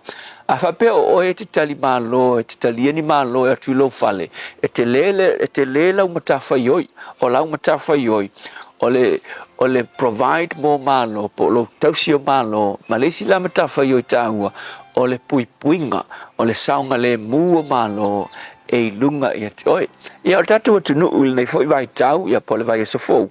Lea a matao na ngā solo ai fon tanga tele lava lea malo le lalulangi a tatu tu langi le nei o lo fai fono tanga mai i Samoa. So o se ava noa maua lunga mo le atu nuu. A tonu tasi lava le mea kaku kilo iai o meo le pengifiki. O se ava noa e benefit ai tātou e whaailoa kaku Samoa i tangata ia mamao e o mai ia mase awanoa e tele ai a tātou tupe ai awane i ngalo o mea ngā ia o mea o komekingo o mai ai ina ua tātou tali malo i le whina ngalo le tua o le privilege po le awangoa ua whaatanga i le tua tupule nei mei nei ai ia eiloa e te le matawhai o tangata Samoa umalawa le tali ngā malo le nei e le na o le malo a o tangata umalawa o le tunu e iai le latu matawhai oi mo le puipuinga ma le tausinga o tangata ese ia o le a whai mai i le tunu e tusa ma o onga le tuspa ia once a iai longi malo i lo fale po lo nuu po lo tunu you are responsible for the security mo le puipuinga o i la tuinga i lenga o leo e puipui a o tangata nuu mo Samoa e lenga o va aise me maua mai malo pe o e kuluku malo pe o e whangala piki ai malo ai o le matawhai oi nu mera mua e whamanguia i le tu tua i tangata Samoa o lo latou te kea inga i o tangata eseia o le ao mai i le atunu. Awa e tele i tangata ao mai malo e lewa ai lo na matafa i o i kausi malo pe pui pui malo ai kasi an me ki kilo i o le fia fai mea o le maua i o le mea o ngā su e mea o ngā i si tangata o isi ka ngaka wo ngā oi mea malo i o nisi fo i tangata i a fai pisingisi uafe aku malo i ngā i alaku kama i pisingisi o le tau o le mea sa 5 tala pe sa 2 tala si ia ngalwa ai al malo le wolaku si ia i lunga le kau o le mea sa 2 kala se fulu tala si i lunga le mea sa 5 kala o le 2 se fulu kala le ai se anga le lei ma se anga lofa i malo wa sia si mai a le upu mo o le asu langai i se foi mea si 5 tautia o ave taxi e loa lo o malo ia o ka vale nga sau mai pia ono se fulu le wafu por me lava le ai si ia le si ave taxi si i tapor kau ka vale o le nganga o le ai o se tali malo le lei fa maoni matausi ia tangata o lo fai mai ke lola ia ele manuia il tatu tunu pe a fai ka ko ke su e mea o nga i malo a le wa mai le tua le avanoa au mai ai tangata ese o le lalolangi i to tonu Samoa o se pengi fiki le lei mo lo tatu tunu so e tali malo i vai aso nei o le fono ia tangata Samoa malawa ia tu i lo mafau e iai lau matafa i oi e te tausi ia te ilatou e te angalelei ia te ilatou ma e pui ia te ilatou o ngā whaamanguia mai leo le tua i tangata Samoa le tua e iai matu matafa i oi so se malo so se tangata ese asia si mai matu te tausi ma wa ai le lei ilatou a wa o oe wa mawai le avanoa e o mai e ilatou yo matu lau whanua whaamanuia le tua le tali ngā malo le tunu. Amen.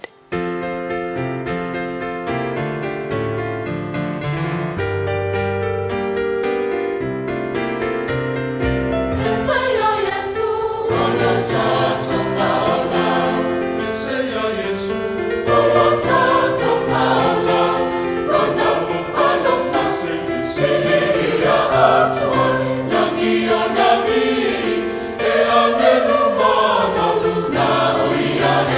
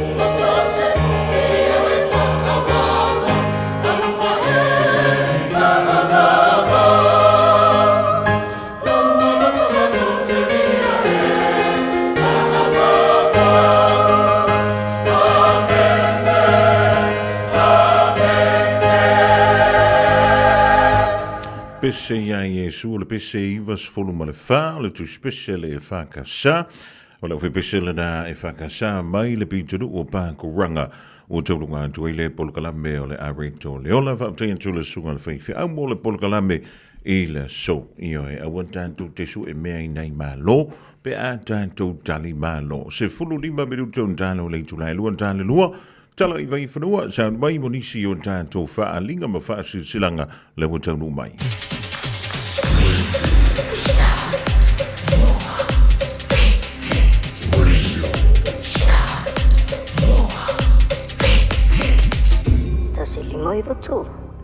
Fees-free study is changing next year, and AUT wants to help set up new students for success. The Kiuta Kitai Aspire scholarships include financial and other student support in both Year 1 and 2 of an AUT bachelor's degree. Find out more at aut.ac.nz. O le Casa Beds and Appliances, o le tali o manaonga, I o loa e whaatotonga ilo mauta, ini tau le lei, toi ananga tā, e mawai moenga ngā o si tutono New Zealand, wha apea se tino fōa le potumalo lo, lau ai manafoa, TV, la au pese, usa aisa, masini tā lava, telefoni fe aveai, maisi. A whiu ane loa I le whawhituwha Great North Road o tau, po le tolo fituiva Great North Road I Henderson, le Casa Beds and Appliances, telefoni o valu se lau, lua, 5 o valu se lau, lua, 5 E tolu sfulu a whetala le tino I tupe wata pena le Digicel mo lana whaapitoa. E whesoso ni ai le tonga tau le suifuanga wai nei. E tolu whailonga tupe ta I 5 se lau tala cash. O le ase ina i aso whaweile taitasi mo New Zealand ma au se talia. Whatau so top up luas futala pe silia tu mai whale olo masani. Pe lafo foi online I le Digicel Pacific. O le mawale olo wawanoa I le sei. E te anga wa foi pe a lafo so se leni le my cash a le Digicel I Samoa. E whaunga ai le ClickX Pacific. Morisi whaamtalanga wala au le oval se lau tolu wha lua tolu. Sekia Digicel. Talofa o au o leilani. Mātou tena rofo whaatasi malau to o lua le mawha naumana I o mātua. O te bala au I le Healthline pe a whaia langona le tino mai e se tasi o I mātou. E le ai se totongi o le nei au o nanga mai mawhai ona o tala no e se tausima I mō fautuanga tau soifua malonoina ma whamatalanga I mea te tau ona whai. O te bala au iai ai le tinga ina seisi o I mātou. E awa noi te mi uma, lua sul whai tu lao le aso, mo aso umo le vai aso. E maua fo I le fesosoani mo se whaamatala upu, pe a whai o e fia tala noa I lau lavanga ngana. E lea I fo I se tutongi, bala au loa le Healthline, I le o valu se lau, ono tasi tasi ono. 24 hours a day, 7 days a week, Radio Samoa streaming live on www.radiosamoa.co.nz. Fellow time after my talo fa malo so fu ma le langi ma Radio Samoa mo le polkalame a o le mafonga mo se o le July fa e le afia finei. Ni se reo tātou whaalinga lau tonu mai lau fisa o le Radio Samoa wa le longo puiali o lau tau pa ia ma lo o tau mabalu inisio wha moi o lau sauni a tia le nganta I le so a whapefoi ia le whai unga o le neiva yaso o le tātou wha silasilanga mua lea ua taunu mai o le tātou Zumba. Talofa Samoa, ma tu ala tātou Zumba a le team No Excuse whaiele ia stofi o vai aso tasi I le no whanga masani o le OMAC po le Otara Music Arts Centre I le taulanga whaatau I Otara I le afo le ono I le fiafi e le ise tutongi o le nei Zumba se sumai tātou fia ma whaamalo stino whaatasi a wale tātou soifua malo noina e maua le team No Excuse e le tuatusi o le ono pa se lau ta Aleanda Crescent I nai le bitjono o Tara o ngalo le afo le ono na I le fiafiana nei.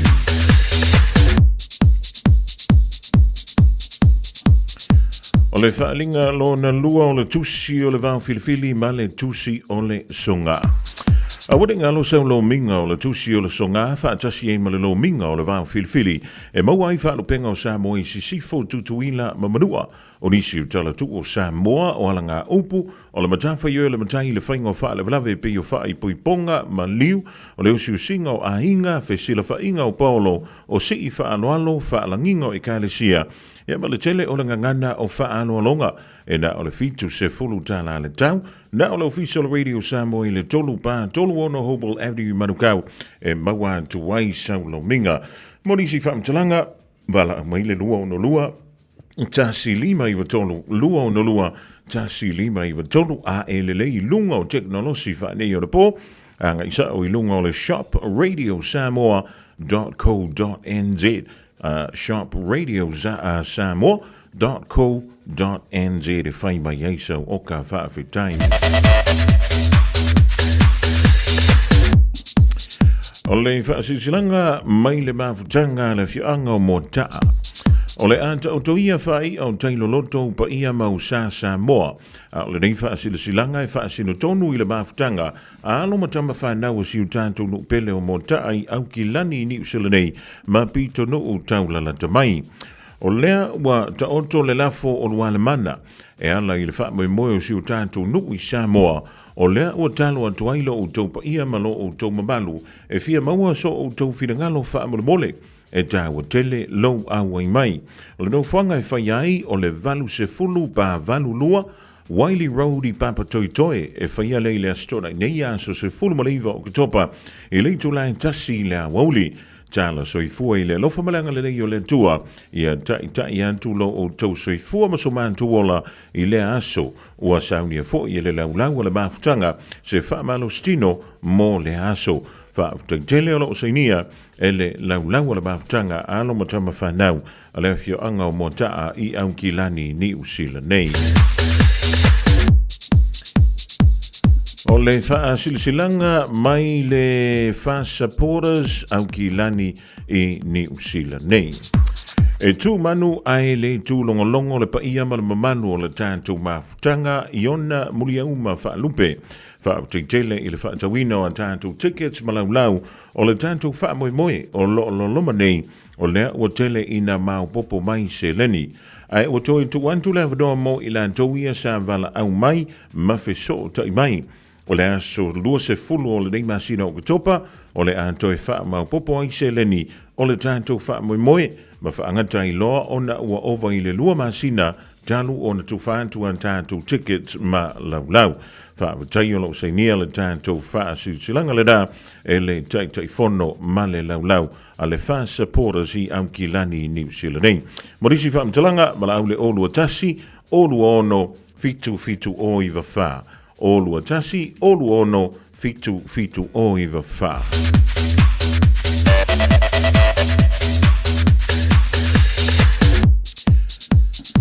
O lisi an tātou whaalinga maile e kālesia e whakasā vau tupua whale a lupo. O le anto toia whai ai moe maunga o salawhai, o tula whana fo'i o lau sasa moa o te leso o na tailia. A wa uma o na tuulau pua, ma pai whaatia i ulupanga o sa mau whainga. Ai mātou te whaasilisila atuaisi o mātou no pele o whale a lupo, o le pai ala valea awale fio au waa marausoli, a fio le maupu na whanua whaapele matua, teinane lo lātou to wha, masilia la ei, whaapele tāpua inga tasi ia Samoa.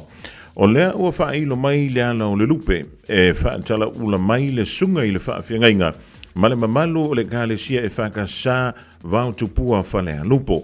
Ua le male motiva ai ua whaatangisia ai sa tātou whesosoani a wale malu o le tua. Whaamoe o le a tātou whilo iai i le tuatusi o le luase fulu Westwood Whole Street i Glen Eden. E whaapsanga i ma le Kelston Shopping Centre e te awhi le tūtau matau mai le roundabout i le tūlai tolu i le fiafi o le sa asau nei aso lua se fulua o ke topa. Morisi whaamtalanga whaapso taifo an tātou numera nei o le olua tasi valu lima iwa valu wha.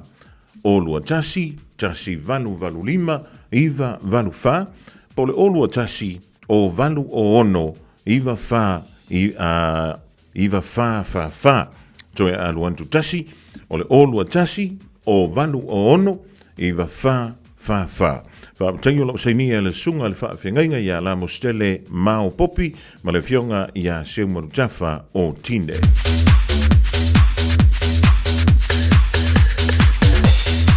O le whaalinga mai le tamatane ma losi. O le afa tonu wina le polokala muli le tamatane malosi lua afe lua fai le fai unga o le vai so nei.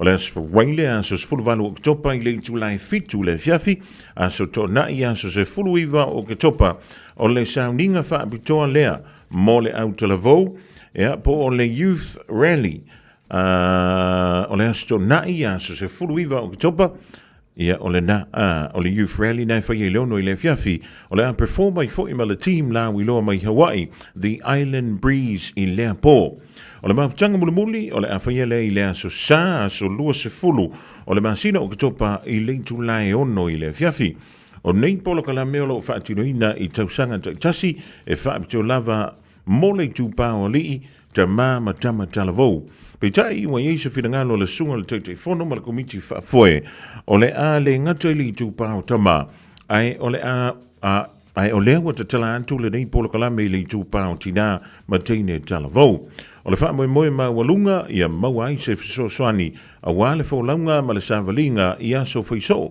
ai mo se ai le tabeina i tanto i le soifua ma le ona fa le nganga o mai le feso i lima fo i po lus fultolu a wa o le tane o le uluia o le ava e pe yo keri so fo i o le uluia o le ekalesia o ia fo i o le faola o le tino te tala mole mamalu si o tanto o tru so stasi ma so se tovine tanto ngalo lu e fa tasi a wale fa usiina o le malo le tua o le no fanga fa tolu i dai nei polo kalame o le asforele as fulvalu o kitopa o le iva ono Lansford Crescent i Avondale i le Julai fitu i le fiafi o na so on tuele mal polo kalame le astona i asos fulu iva o kitopa male asosa so lu se fulu i le fitu Paiva Mahanga Drive i Mangry Bridge. Morisi whaamtalanga e fia maa lama antili ai so taiane i ale numera leo le telefoni o le olua fitu fa o lua o notasi. O lua fitu fa o lua o notasi whaamtaiolo seinia e le taifono ma le laulau a le tamatane malosi i ni usila nei.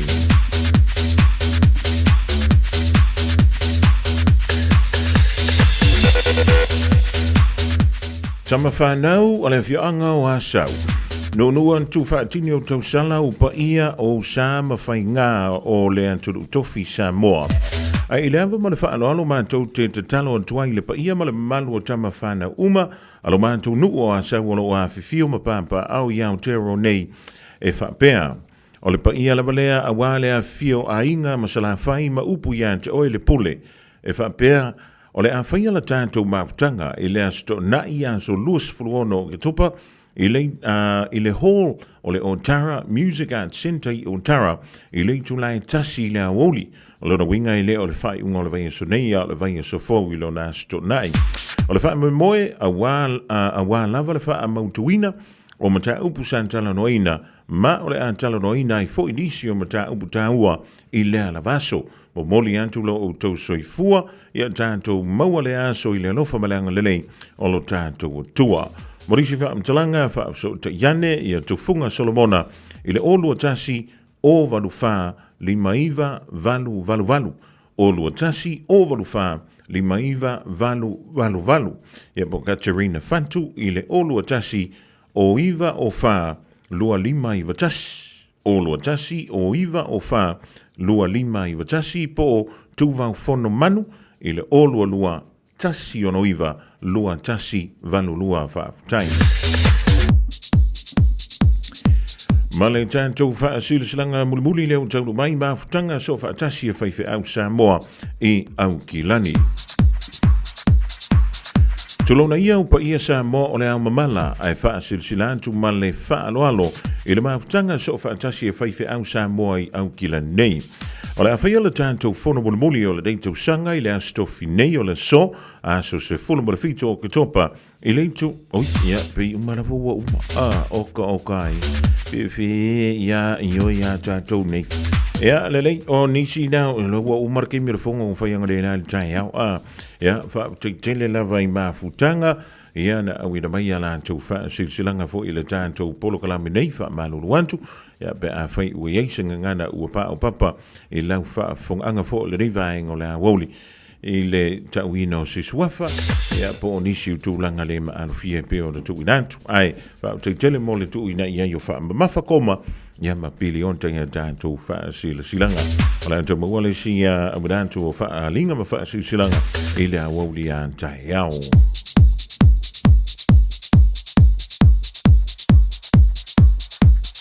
Ia pio no tuinantu ai plus.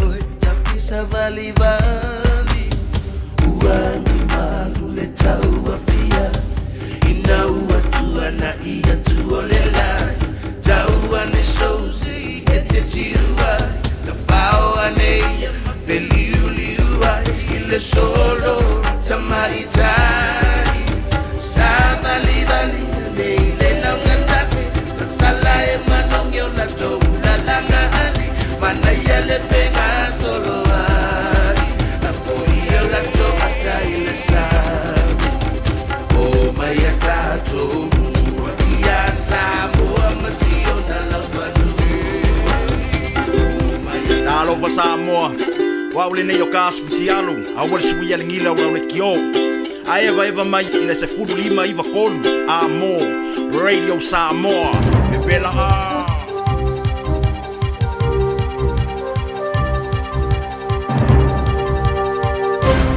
Famalo atu Samoa e polo to favu manu tu samal to tuole ni o ia fa fo mai ta po ngale tunu o tala ni mo lau fa fo mai ia ai mo motu tato tala tumua ele avele puko Romney Lavea alo ia fa masnonga to fa salina for pui mo le to sanga fono se fi anga sa fatum suele malo sa mo tule ai ni tawi italonga fa muina to le tai David Tua to italiu fanua fa fo mai ai falo trino tala ia wa fuelo no tap foi mai o se tangata o over kere le puka o me se taimi fa tino le fa ngoi e fa lua mo atu te tala I tua ma fa le pui te loa ia afianga o le ola malo loina I le so tanga ma le puka kele o to e fa sale na foi I le fa le pui I le temenei o le o foina le o fautuanga I le fa tuina I vaenga tau I se malanga inga o no masala I sene e pe ona fa matala ina ia le fa masino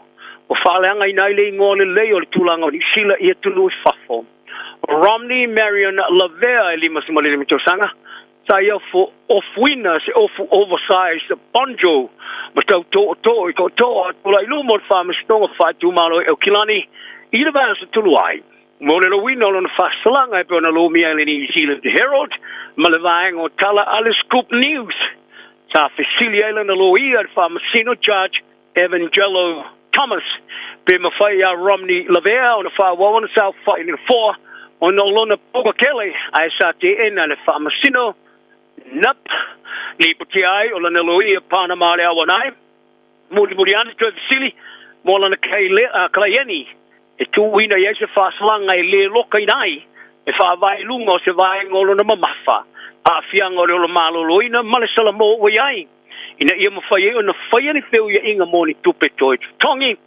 ia ila to sa fia ia na sori tu la fono por reparation payments asa toi te na foi ele fa masino le ta sanga ma faria Judge Thomas ya Romney Lavea o oyo se tangata wa mautu le pepelo quote you are an established liar unquote faria ya fa masino ele ma fa na toi te tonu le tele o me saulo ngutu e tele avano sa tu ina tu fa sa oi me sa e faia ai tele fa tendi a fa tino ne avano le Romney Lavea sa mo moangia I ulutala le roa marfitu ina wa fa salaina le lutu sanga marfitu masina I le falpui ina wa fa maoni le fa mastonga fa tu malo le monio morianga I le fa nga ina just singa pepelo ma le luas fu morianga se paleo fa mtalanga se I le matanga nga lepa ia pol MPIE le oilo ai nei a ve ai la matanga mo feutana inga mo wanga tau se malanga inga le vai taimi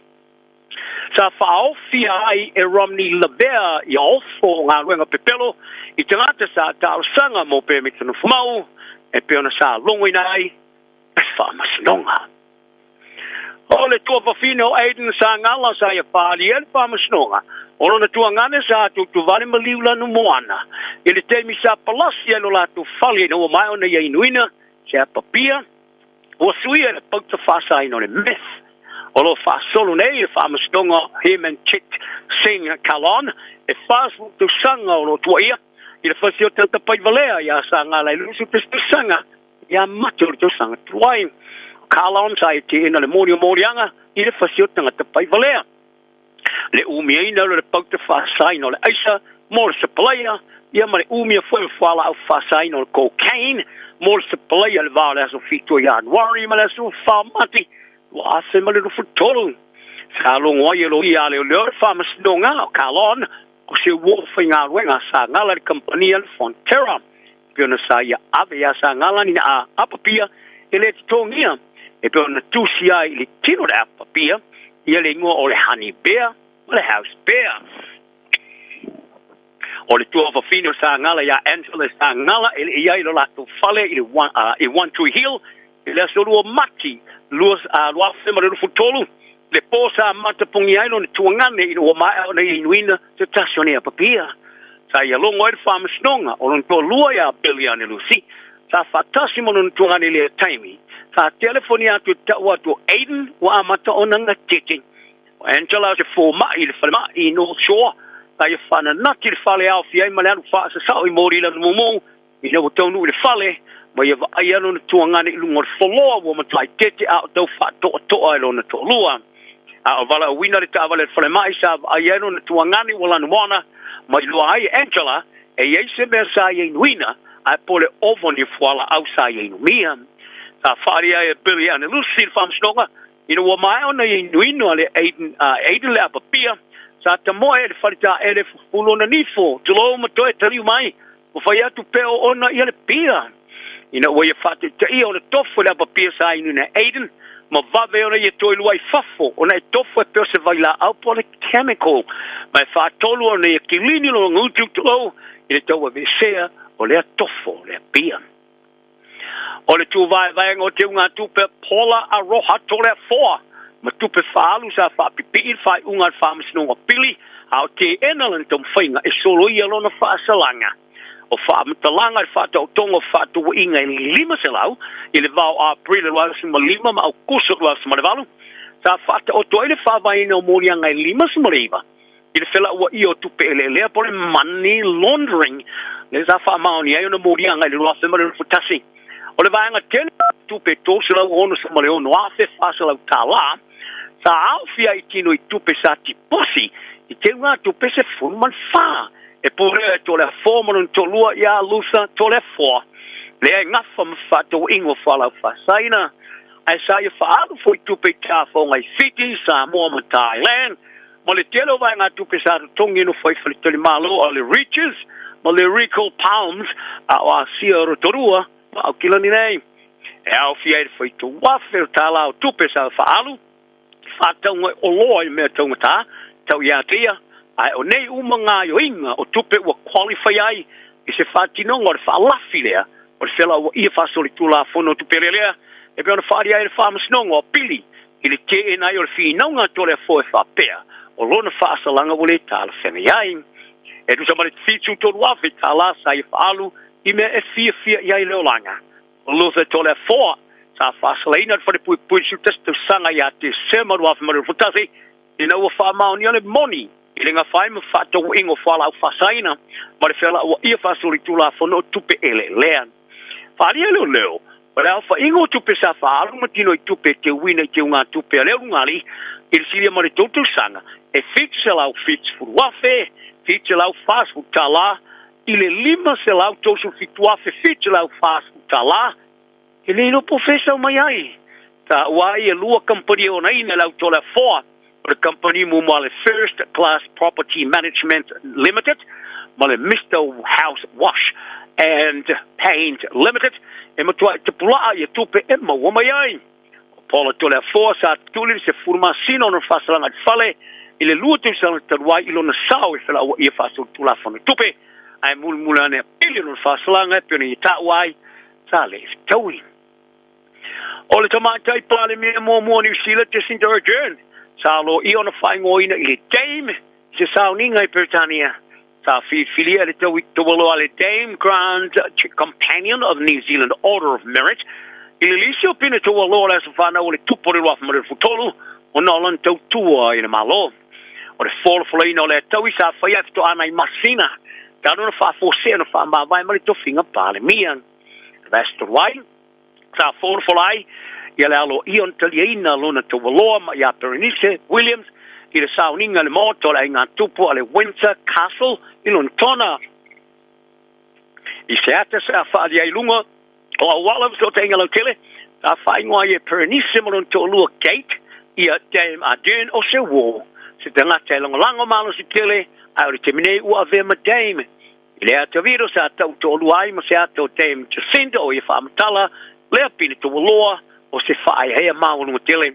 O Dame Jacinda. E to lua i eita mai tai pale mili o ni sila. Ka whātu e se alo ia Samoa. Ini whainga se le malo o ni sila. Sa whaia ia Samoa. Le sa ia whātu e se ai o se whainga sa whaia i wabeao. Ia inga Pasifika o ilo ai o le Dawn Rate. I le ruafise o le mole lima. O le ruafe male lua. Sa whātu e se tamai tai pale mia Helen Clark. I whainga le tono ni sila tangata Samoa. E au fiai mar whapi pisino le fulu wati Samoa le influenza. Le a fever se lau se fulu man balu. O le aso atai au lea. E whaia e fonu tanga fio anga le tumano sa fata. Samoa masui o malo Samoa e tūle iai le lato whinaunga. Moni tauing. Ko i ala la whanga e peona lato tua iai. Wa fia lato tupe maua e tau si ai ainga mai a mo tā mawha. Ono le va outfit le Samia New Zealand le HMN Ceres. Mana wanui o lo ngoto ai o lato ngate whale. Taf toala stasio nui sa fatu o mai alawa na talanoa e winga. Ia lato tupe maua ma tā mawha wa fia. Ono le whaaro lawe sa tupu mai le aso limo na masinani o topa. O se whonu tanga o whātua o tue whaia le aso a tae au mawaie e. Mo le wholo si aino le lātu mata upu le malo Samoa. Mata wai. O le whainga malo ni sile te tau ana ngafa mataui. E o whainati ai lātou. O tuia pu a le ota se whai pule mua le pāna meno Samoa. Tai e whaari ene le Johnny Sila Pasifika. O a whianga o le ava o ngoto ringa te whalo ta whitoala. Wa a whia umaitanga te tōtasi. E a whia mai tu malo tua o yo si umu. Leo la fa mau tua tu pasa lesa te milana si singa Samoa il fon tanga ta yo malo le tau pulenga fa le tuia o fa mtalanga le tamai ta minister pui ngani sila Judith Collins e va bem o le swau o liki ma le vai le ti lava o le o sanga le tu fa tala le o ta wai o le na sin swau ta fair o se fa love mata ki tele Ia tāro tā longa whaumuina tō le tai ke Victoria o le ato e te liu I whanua I Samoa I whamau tū mawai. O lana tā leni sa tuina tuai o ia I whaatumutumunga pito maurulunga I tā leni o whaipalenga. Ai o le teminei o la ia whaasuia ia le lau loa I le o langa whaifalini mū mana whaingo fie peo na ia longa I le leitoni sila. O se wala au mo le tamali sa fusu le pango mafa. I pena mana o e whaalu leisi tū lau o lona soi fuanga I ka eile o pop masua na I lo le ngaui o au vai. Pa se mai ni sila nea tu asfutu sanga na matua ai o whaalia fo muina.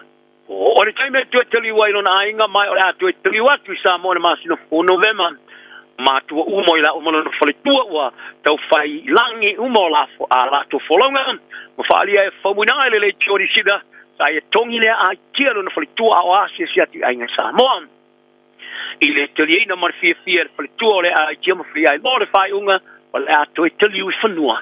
I no wasilingia pe o tilo tilo I se fitu pupula mata I no whai pele ngai a tina mai Samoa e sa tali o le mea muli le na ilona ma fau. A ia teia o le mea whai ngofia I le olanga. E ele toleni li taeao I pukofe ma le malo olanga. Wa aiani nai me tua olo ma mo. Pero tō fōni ko e ni kalo se tu ainga soi fuanga li nalo tu viai man fa whai ngofia o mea uma. A ele tu wa atu la man whali tua I Samoa e wha mautuai. Whaumuina o le amani eina mono na sao I whai pelenga. I le whamauina leo lona swafa. I le no whaanga o tangata longo longa I whai pelenga le sosio whai pelenga au kilani. the Auckland Association Hall of Fame, i le sauninga e whaia le pōle e sotonai, o se whaia ea o whaatei ai, e whamuina e makatola se ki kilo ai, tau whai mo potiki, well, whai unga nā, whamuina e whai. Ua tiro lau ka pili ka te mai te Samoa le tu Samoa e qualify mo le tamara sanga mo ri poro langi le tamara sanga ri poro Pacific City ai e ao na mumu man malo ilana talonga mumu matonga ine ia fata o toile ala mo le taureinga falian fa ia onga Jamie Soward wa wai le talonga manga lua se ta alu fasanga tau i se tu ai ngota alu pena yermanatu se ta alu fata tino mai tonga mai ta wai ole manu malo ia tonga le teu ai lela mo ila to e qualify ai mo ri porolangi o mai ana fili sa mo matonga ya la au ma o si mo le talonga le polsonai ai le fai le talonga le vale kumo sa papu ni kini mo le Fiji ana pati o uma sa mo e lua sa mo matonga wa fi ai kini ta alo mo tamsanga ili tamsanga le NRL Stallion ai le fai onga kumo Paul Agents ai lo le tuni sila Pacifica o le ata ula ile la tu la ta alo ili rolea o le Fiji ana bati o se aua whainga tātele o na whātu i lalo i o lātu ili ele. Ia bali tātu talu muli o le so manu malo e lua vai whaila le Britannia a Peritania le asona nafi o tu i nātu ai le vā whaila le team New Zealand se whātau tu tūnga le sua ngā champini mo ripo Amerika wha solo e Barcelona le team nei. Tā tia mai e o wha manu malo le team New Zealand i le lua le Britannia a tau vā mo le valu mua mai tūnga so wha e manu malo i le ipu la uloa tu ngā wawhaila leo ro umia e New Zealand i te minei. Eo tala nao ni auli, mau o tangata umari wha maoni, manuia ni aso, so i fuia. All I hear is Radio Samoa, Radio Samoa, Radio Samoa, tasilima iwa tolu amo. Radio Samoa, tasilima iwa kolu amo. Le dau fa fonga le tru u se to down to down tala I vai fru mai se uli o malau nei fio le fo ya so tofi ya e mo se si ona to tonga I la woli a taiao le divai ngola woli ya e fi feelinga ngola wa fa tasi me fo istasio to mali I o le tatu tru mai le tu malau danga le fa le tupe le o le Westpac ya e mi se la vai ya tanto o lo fenga wenga ya ma a vele se le ni fo le tanto kiwi saver ai nei te le o ilo ma tanto te le o mautino. Po le anto nua le taimi me whai ona tala mai tua. Ia le kiwi sewa me whai ona whai e ni siwa tanto fuafuanga I le taimi le rei.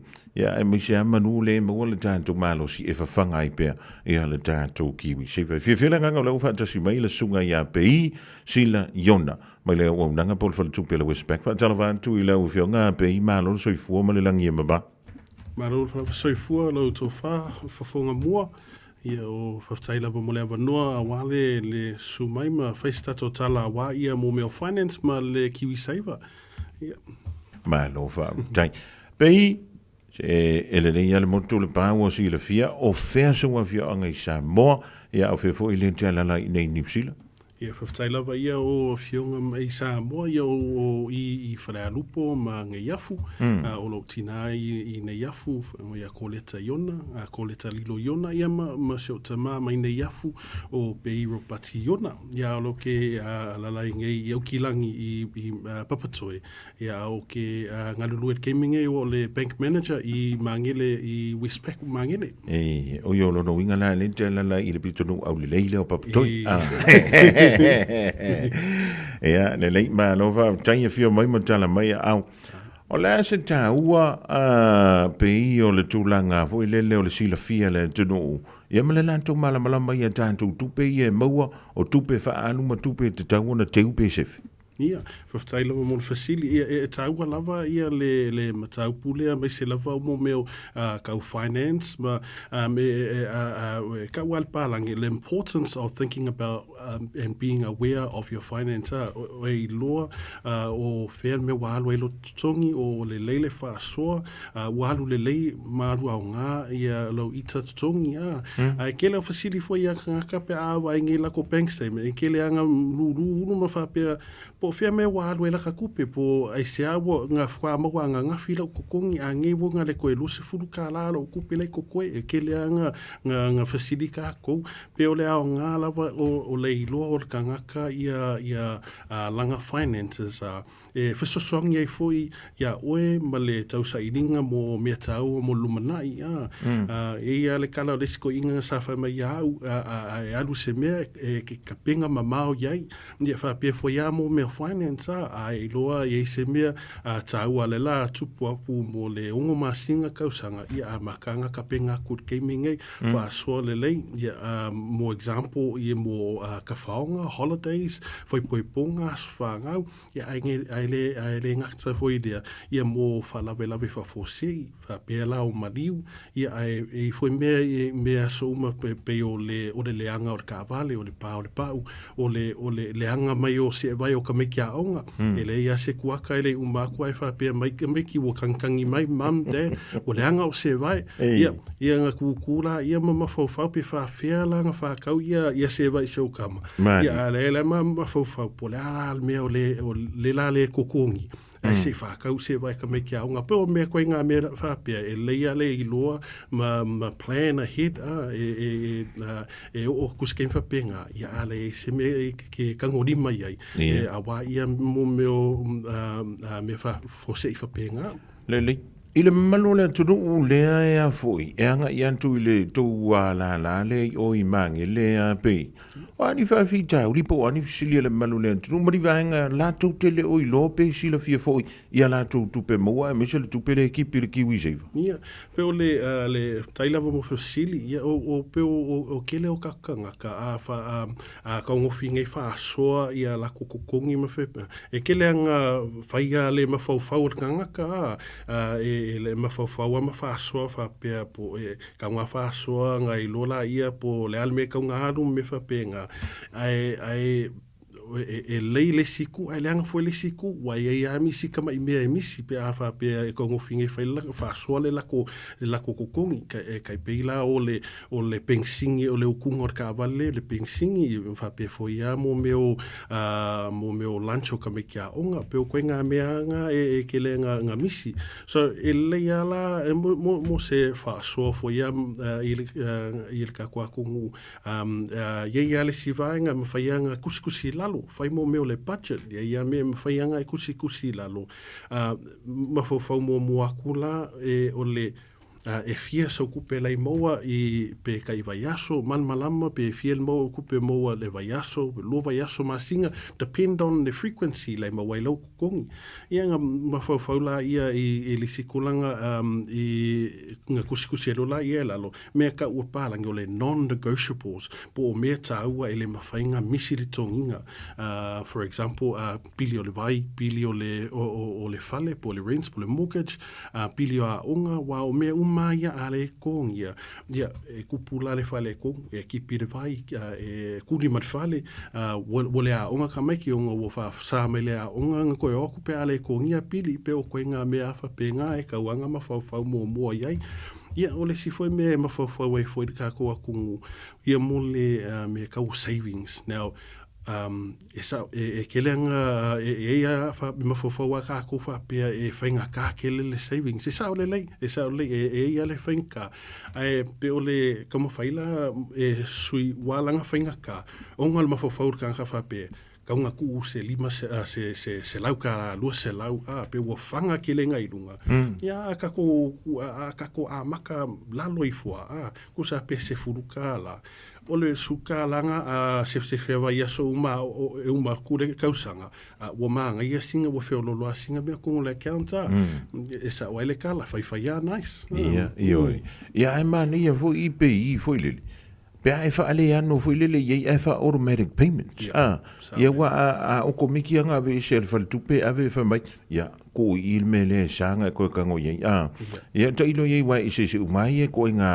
va nga yem fe on fa tino tono to nanga foi le fa tupe Ia sa o le ia lo sa noanga ia o le sikunga o le mo meo savings accounts walanga e manga ia le makanga ai pela o le mele e kupu wo i lo le kangaka la ele kupe wo faingo fienga kala mele kupe so wo ese ale kupu la wo ele savings wo pipi le bank card ia le wala kutkanga kala le nga savings ia ko amaka foi wo le ese kupe pa o singa sosoangia ko ai foi fa pea e mfainga kala le accounts ai awale ku lunga lo card awo foi le ku lunga lo online banking e kipi kai peo le tax e kipi le tax ia e kede o mindinga wa la e wo kama sangya le kipi le tax kai pe la o le savings a fa ma sangya ia le kipi pe kai se fulkala sulim kala e fa ma sangya le ko e le ko hango ia wa lo alfa so le wo adu se le ku pe ia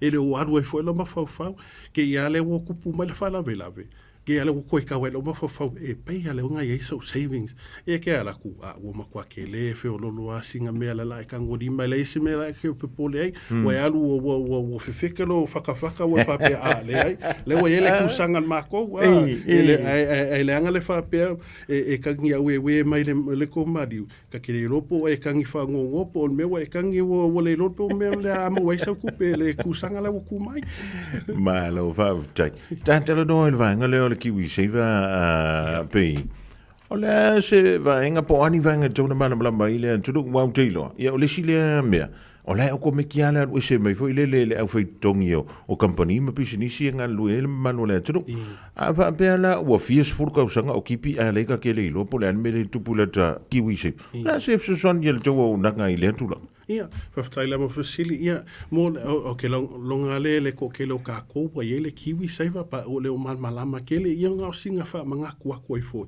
o le nga ke le kiwi saiva o le nga o le kiwi saiva o le fa ka o le fale o so fale moku po o le kemi o le retirement o le kemi ngai o le retirement age po o le kausanga ma fa ngali ka ka ko le ongo lima ka o le ongo lima ma fa ronga kala a ko mai lola ia lo kiwi sosongia koe fo i le kulanga o le whakau se whale moku mo oe malawa inga a koa lo le kouru kausanga kalunga a maka ke uso kupe kong le kiwi seva e mawhailo la i nga kala le kupenga sosongia i le deposit o le whale Neli mawhaula a whapea e ko o dua ma shoko o dua ia a ku whakasi lola ia le kiwi seva ngai lua ia wa whakereinga ke leo le deposit ia wa akiri e anga whapea mai le bank oi le wa maanga ia mai le lua deposit ia lala pre-approve aku so loan so e lei fo ia le sa ini fo le kanga po fea lavan mele ia le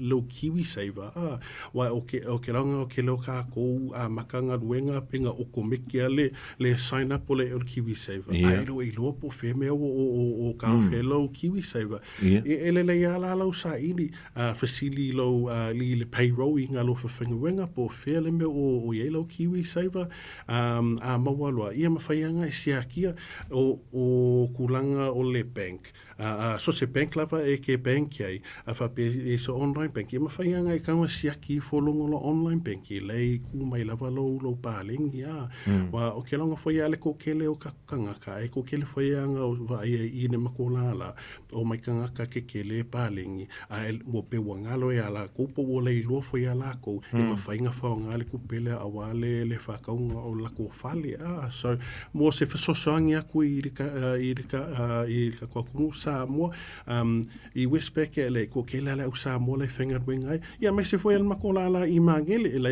e ko du ma ko le usa mo le finger wingai manga o la so soangi i mafaianga ala la i fai i le mako bank e mawele sosoangi i me kau kiwi saver ia ma kele o isi mo insurances or personal loans ia ma home loans foi kele foi ai isi mako ale au sa mo le finger ringa solo ai mako lala me se la i South Auckland i Takanini i Manrewa Mankau ia fa pe foi Sylvia Park ia manga mia sosoangi ia dei maua mako laka i fua ke i le mako pack and save le mangele o kwa faiko fa kau ma fifo ma sifo ma ko ia ku mai mo so sang mo le tele nga fa tele pe mo le do fo tatou fa so ai le ni vainga o le woli ise numeros telefoni pe tau i lewa o le ofisa o le mawaila e leo ia vaeng? Ia, e mawalawa le ngumela mawhaianga soka i mai le ngumela mako ofisa o le o iwa lua lima fitu o valu o lua,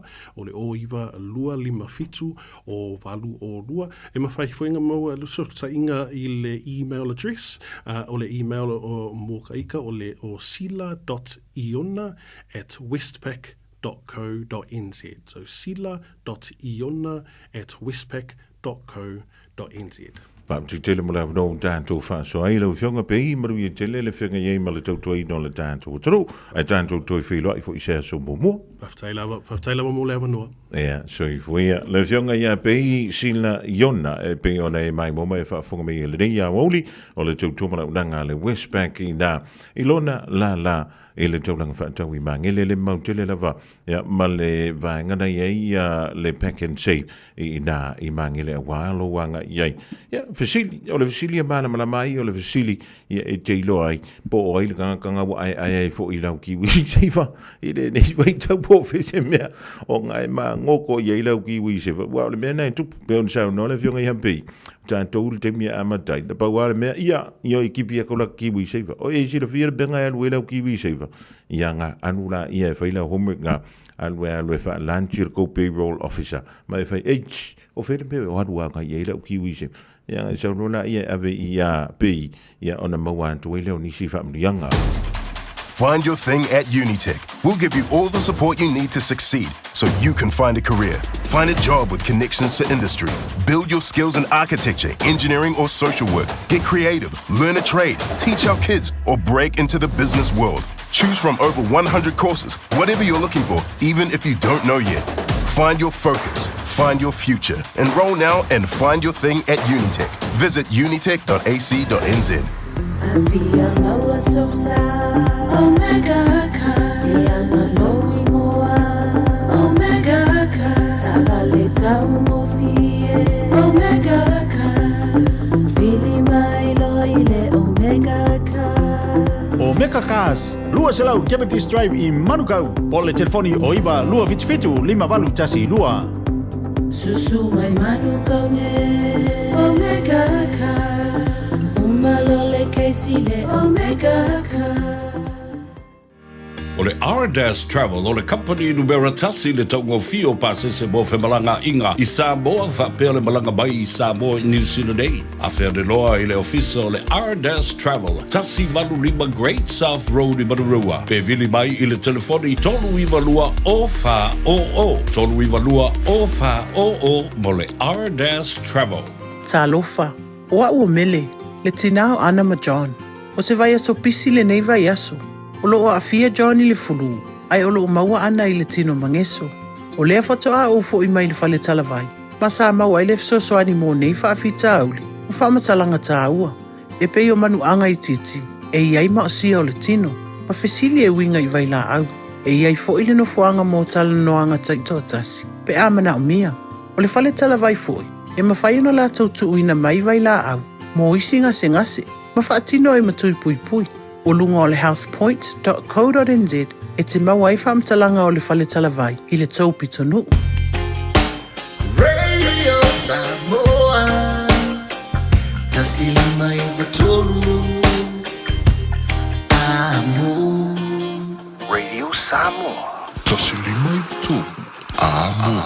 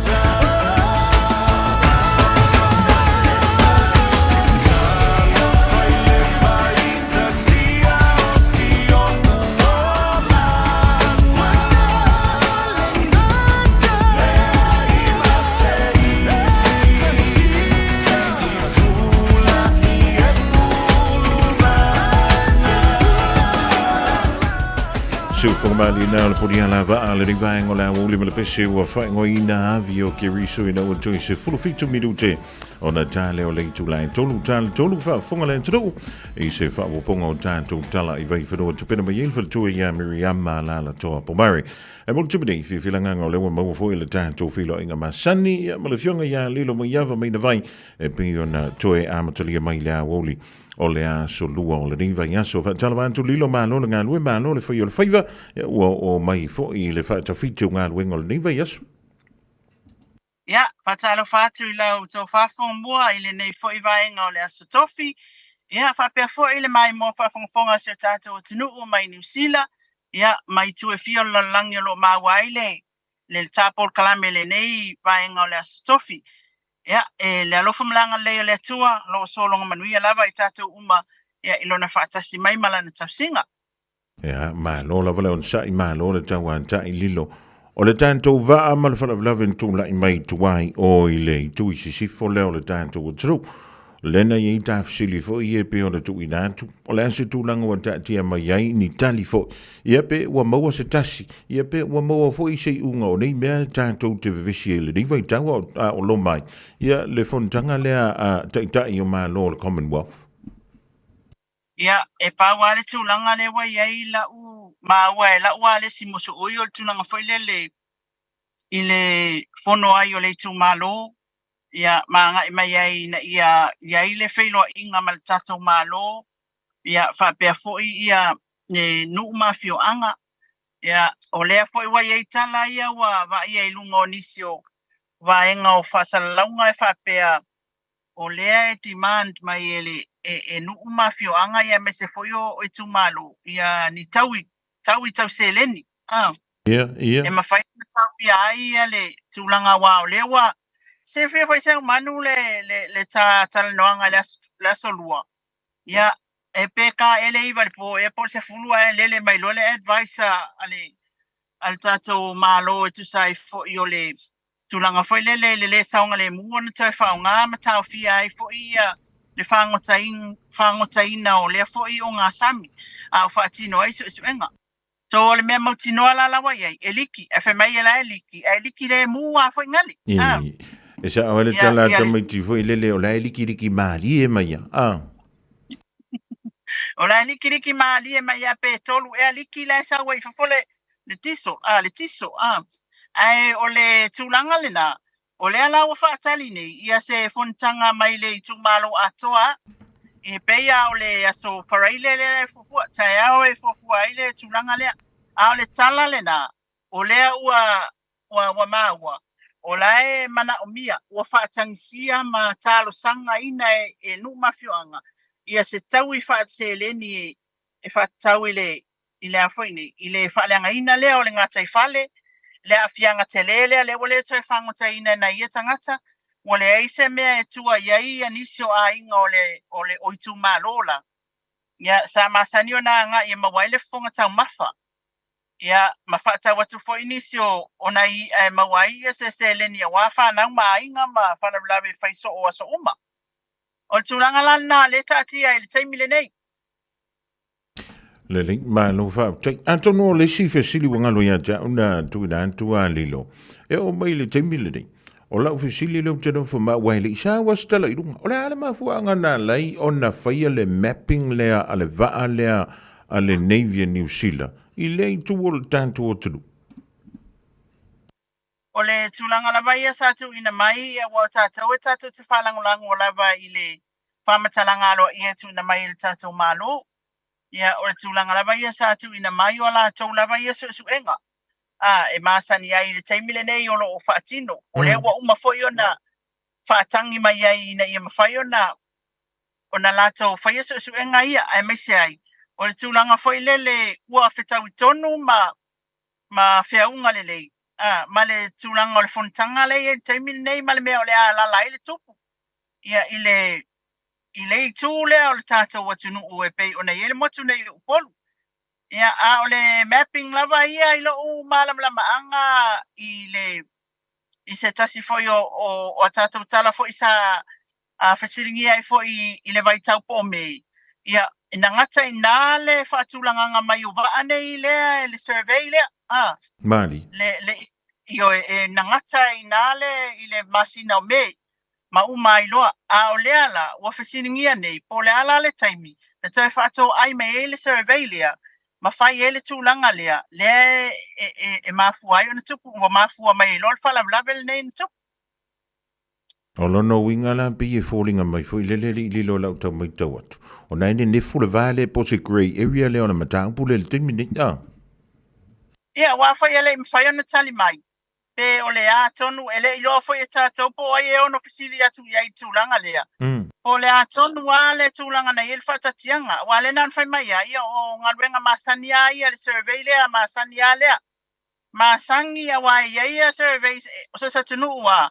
Seu manu e whatulanga i lalo le porkalame e whapea mai an masina o matia nga ia tuaile wa ale pe e se whatanganga ale tau atunu e mātou te su e inai. E te tau whaila o na tau la mua aisa mo ai mea uma ia inisio o la tau tonu o le tātou atunu e whitau tonu mai le tomailea. E a nga i whatasi ma le vaenga lea ia la tau su e ngā lea ai. Ia, awhare se whatanganga whapea mai whatau sanga mai e ia. Tūlanga whapea masani au ni tala noa mai ele whionga le likom sina o leo leo. Mali. O le anga mai le fuava po se va a Amerika, nia o la lato ngaluenga o le sosoani mai le puipuinga o Samoa. Ma o le ata amilo le va alea, e o whai le va alele. Ma o le ata amilo le va alea, ma e tau te whaafonga i ei Samoa i le va alele le ane i o tau lunga. O le ata amilo milo pe whaafia i le ato. O le vaalele ngā lai alu e pu e aka o fea o le vaalele ngā lai whaatino e whape nā whaila le vaal nei. E te tau ana iei se whaasisinanga whape mai o lo whaatino aisea mea nei maa fua iuna tau e awea iei le au whangota e awea iei le atunu ala ia le ala wakopu mai le mea o le va aia kanga kai ia alu whapea le va alu whapea le va o le o tūlanga umana e wate i whafua se i mai se mea aele o e whapo ia pe o tūlanga na e whapo ia ai tātou e whapo ia pe e whapo ia manu i o whanga ona o le tūlanga whailele o le ai o se whatatianga me whapea ia o le vaa lea te salen saunoa mele whionga le sui palmia whapea mai tuala o le vaa ia na sau o lato susu e ngā ma lato ngaruenga e masani ai ia ua utau sila fia le o whaia langa e o ai vaa lele inga whele leisolo i lunga i kakokungu e tele aina au mai le whasisilanga whapea mai. Ia, o le a o tae au, le aso ato tae au. O le a iele wa ale ta amilo atu i o taulunga. A whapea e tau te whaalongo pēa le ka amilo le wa. A wale whapole ina o tino le lato ngana. E whapea ngā uma mea uma. Sau o tūlanga umalana. E pēa na o whai atu sau manu. Makua palasi whakasi ale takam i o ngā preparations. Iona tapenanga, ma le tūlanga e mea lea, lewa le mawhai e iona tātou, maua se tātou taimi e whasilingi.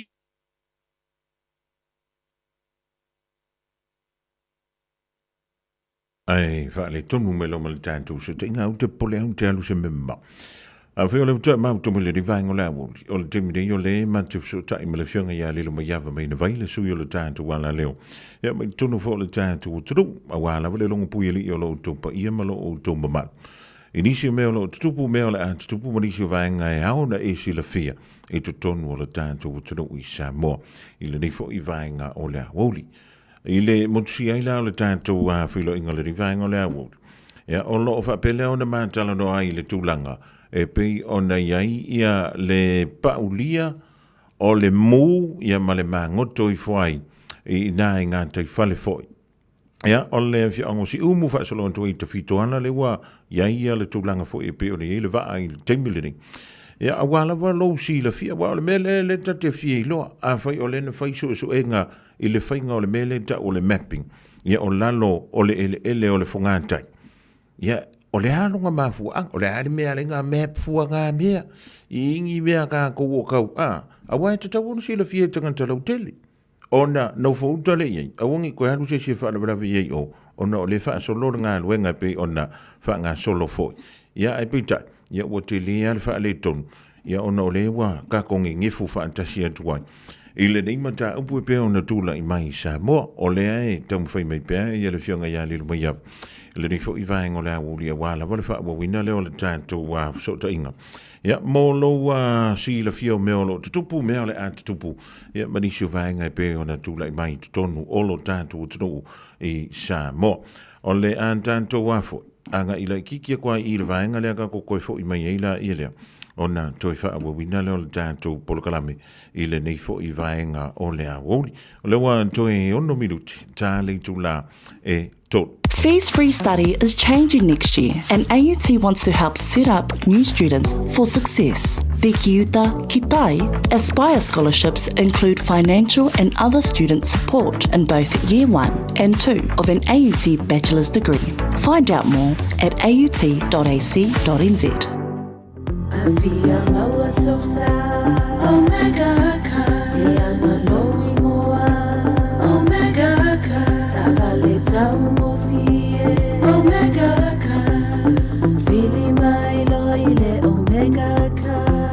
Omega Cars, lua selau Cavendish Drive I Manukau, po le telefoni o iwa lua fitu 5 tasi lua. Susu mai Manukau ne Omega Cars, umalole kesi le Omega Cars. Masalo ua e vaai I fale fo mai, po o taa vale ale fono ma e whape ane, ua nao au aundanga tau soifua malolo ina ma nifo mātau te whaia. E tele le fesosoani e maua ia mātau. Fesosoani mo le ola manuia o le mawhauwhau. Polo kalame e tau fia ai le tau mawhatapaa. Fesosoani mo tina ma pepe.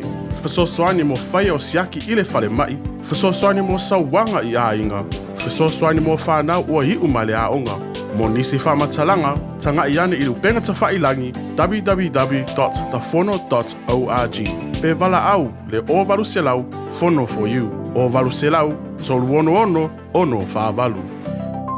E tolu sula whetala le tino I tupe wa ta pena le Digicel mo lana whaapitoa. E whesosoani ai le tonga tau le soifuanga wai nei. E tolu whailonga tupe ta I 5 selau tala cash. O le ase ina I aso whaweile taitasi mo New Zealand ma au se talia. Whatau so top up luas futala pe silia tu mai whale olo masani. Pe lafo foi online I le Digicel Pacific. O le maua le olo wawanoa I le sei. E te anga wa foi pe a lafo so se leni le My Cash a le Digicel I Samoa. E whaunga ai le ClickX Pacific. Mo nisi whaamtalanga vala au le over se lau tolu fa lua tolu seki a Digicel. Hey, hey! Oh!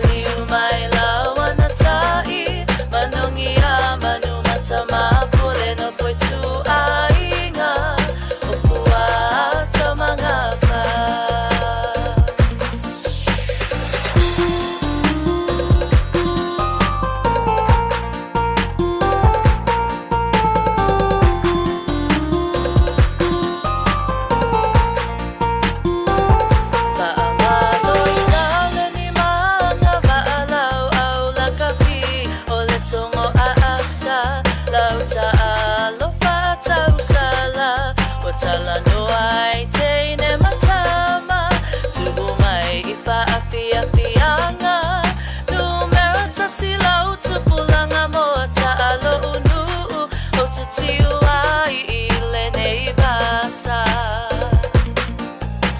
Afio mai utufai ono ole matua Afifio asima le patu mai ngai tolu Maliu mai lawana tai Manongi a manu matama pule no foi tu ainga O fua tamanga fa Afio mai otofai ono ole matua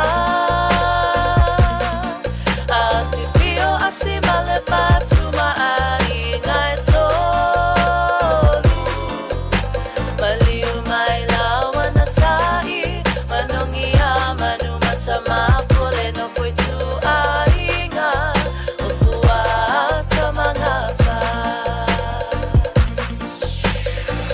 Sufungamalio Elena Yolanda Mali Jovi Vingola Fianga Montafa Maluluan to Sota Inga Malilu Maya Valeria Woli Ona Onisivo to Langale Malu Fiole Wa Fale Tonu Mayesi Evidantu Tanto Tala Ive Fadua.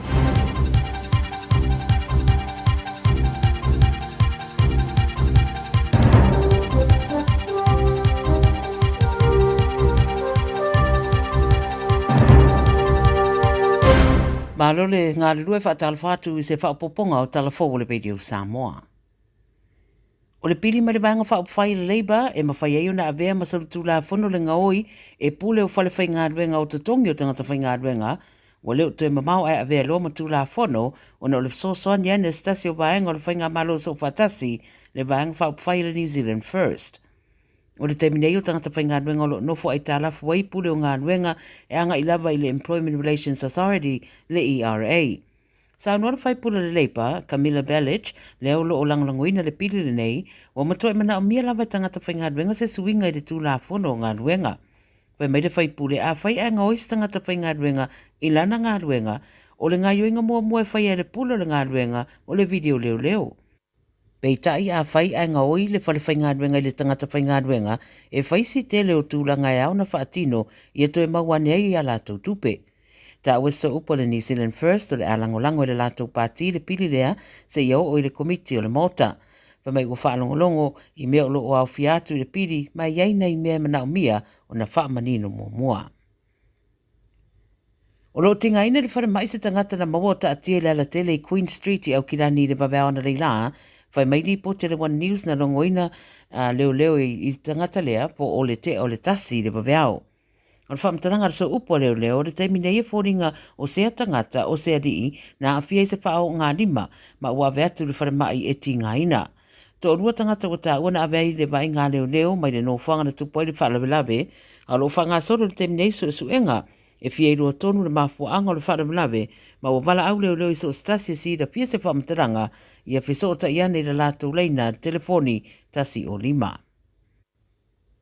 Wauna ia le taitai o le Labour, Chris Hipkins, le malo ina ia tuuina se matawhaioi, I resa avea mapane meo le atunu I se teimire I mamawatu Jacinda Ardern, e whaalawi roa ai le atunu. O le pōna tau au ai seisi whailonga tau waloa ia Ardern, mai le Berenice William I se sauninga na whaiai Windsor Castle. Mo le limo tau sanga na avea I mapane mea na ia mawai se whailonga mauwalunga tau waloa I le atunu o le New Zealand Order of Merit, au lea la ua Dame Jacinda, mai reisi fo I whaelunga whaapitoa sa tau au ina le pōna pō.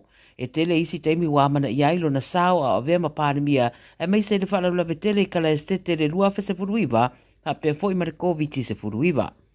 Pai mai Hipkins, e mana o mia le malo New Zealand, o na toe au maia Ardern e faufautua mō au te roa, e mai se le tua telo tangata e tau muri lea tamaitai, ma o se a seta I le atunu. E leo ta ua se tadia le malo I lea whina ngalo whaadia o le taitai o le tuangai. O le a whaapopolao whai o lima tamaitai a mana ia mawhata ua lo lātou sao pe a whaamana tuina le Anzac Day lua whelua sururima. Sao no le Minister Veterans Affairs o Chris Bank O le aso malolo le o le ANZAC e le o toi mamau wha manatu e mana tuai le tautua ana i ari matama i ta i vai ngā awa New Zealand Australia i taua.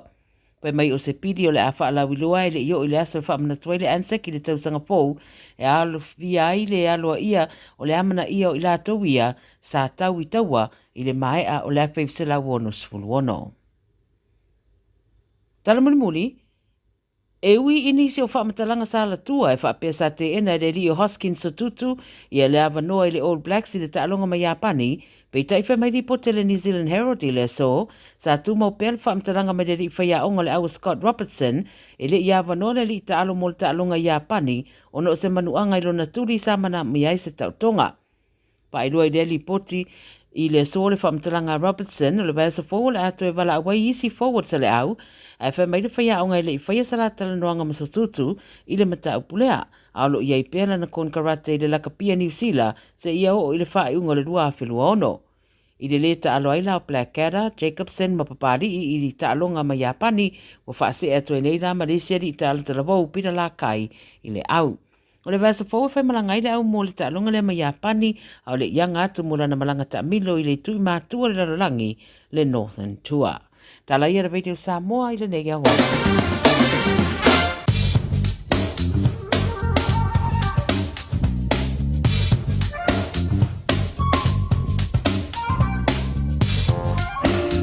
We're going to turn to the town more laying at Yantu Poana, Nimalas and Tael, official of Aitambo, Aukilani. Ranga Yantu Poana, Nila Fabayang, Imalu, Savili to Imantu, Isa Sai. O le malu e se fululua ti keria awani si no fanga e ma o le angoto le lai le dois fuluiva midu tiling tu lai valu i le poana nei.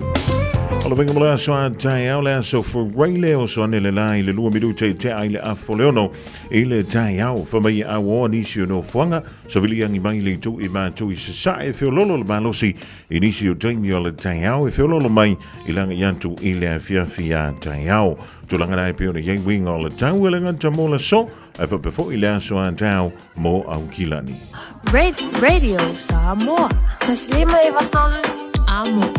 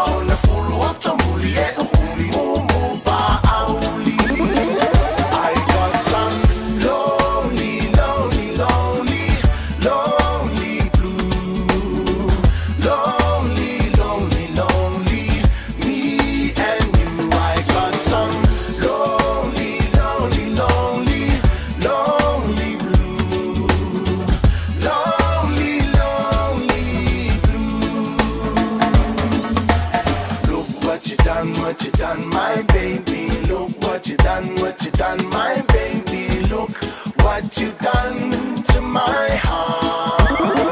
I got some lonely, lonely, lonely, lonely blue. Lonely, lonely, lonely, me and you. I got some lonely, lonely, lonely, lonely blue. Lonely, lonely blue. Ole lupe la lelei, ole mo etanfelei, ole mo mo ualele, ma ufa a pepepe.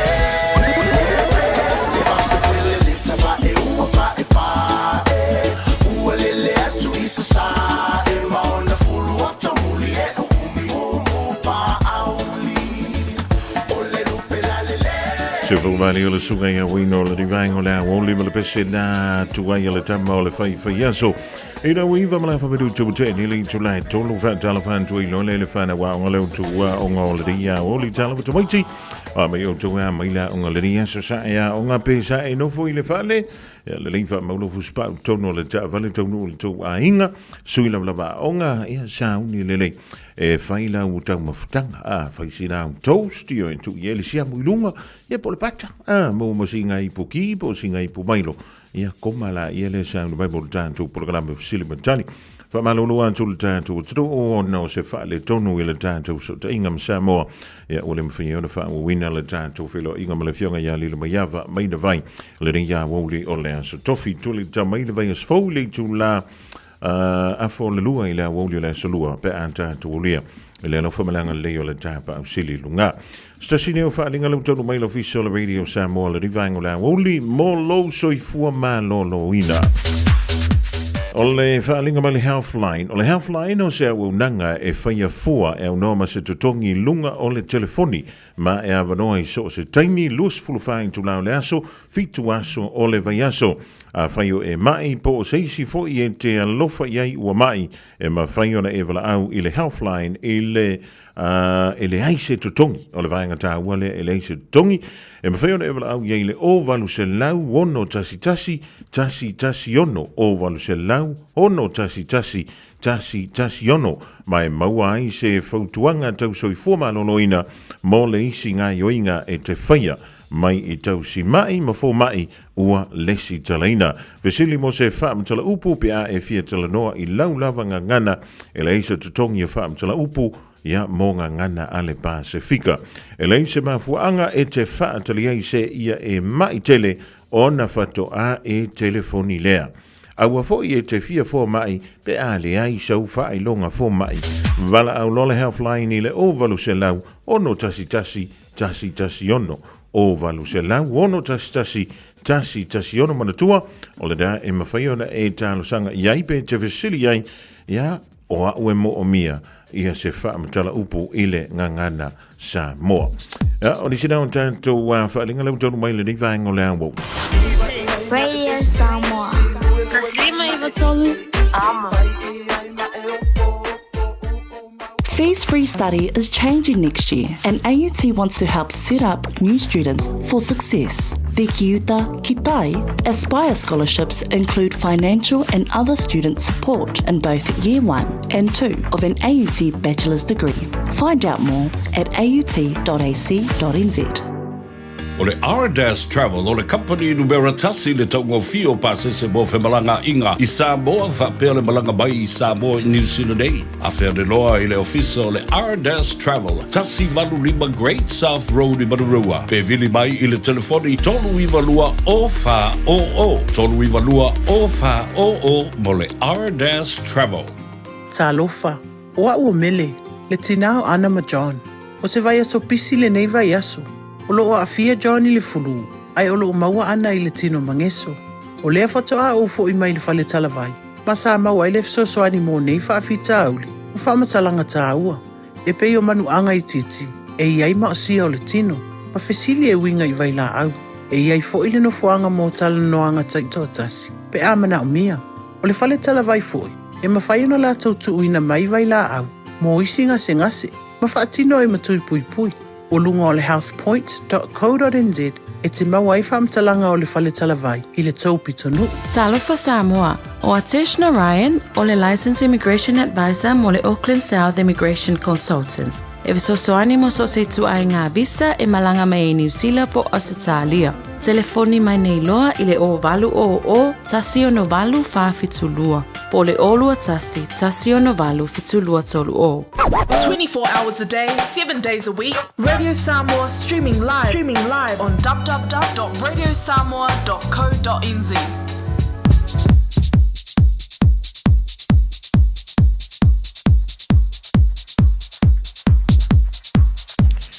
Lisi nao tātou whaasalonga whaapisinisi le reivaengo rā wauli ai a whaia te lalai au ki lani se sifo lata i fo i nai Henderson. Ia o te pole le sailingo sausau le uwhatasi mele sunga. Ia po le telenga iau lungia Peter Bellananto le City Cars. Ia mai nai Lincoln Road whaatalavantu le telenga lungia malo le whaio le whaiva. Malo fo le tawantai. Wa pasi male afo le rima sina ia lau tautua.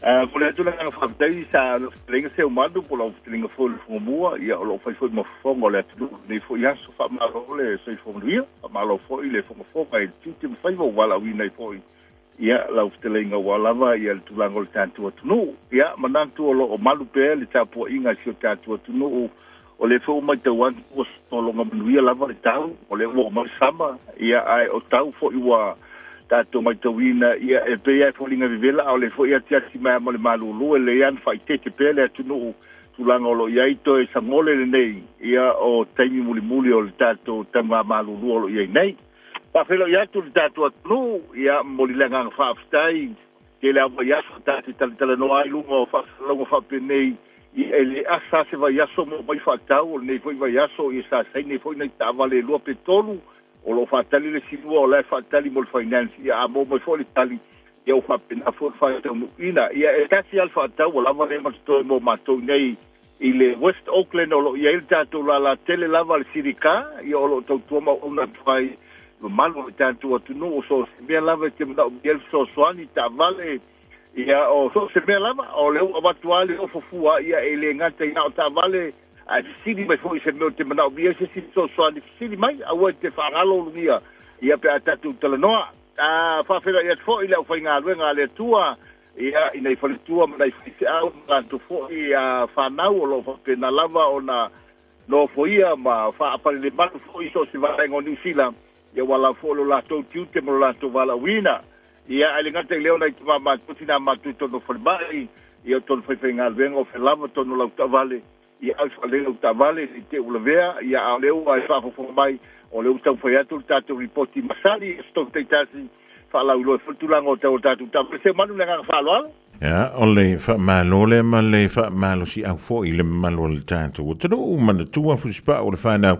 i le tu wai o a onga o le ua tātou tūlanta fo i le whai ungo le reiva ia vaiaso ia mi sei o le ala vai susu ia i mei wingo le tau au lungi Oni a se umano o le nganga fo le tu ala lo pele atu me sana ma tua no fo fale ia am fo ila tolo tosia ia a wol tu la fo ila to mo ne tai ia la lo mai la ta fe tu ta report ma sani se umano tu la ngolo yel ta to falta vale nei Lincoln Road mo le atu nganga fa afta ila tu nu a fa afta tele lava i manatu mai le ma wo fo ia wangi atu lungo ta to wale fa sala la ia e lo asas va yaso mal mua tato fa tau tai lua tai tonu o lo sau ia o le nganga mawalunga ti fa manino pele atu o nei aso ni vai tau o tau tato finance wa ia i tulanga o interest ia mai se foi si tanga wa ia tu pe tului o le sif ai lunga tau sanga wo foi lunga tau me o le o te ia se me o tau o fie ai ia alfa tuanga malosia va tu eulia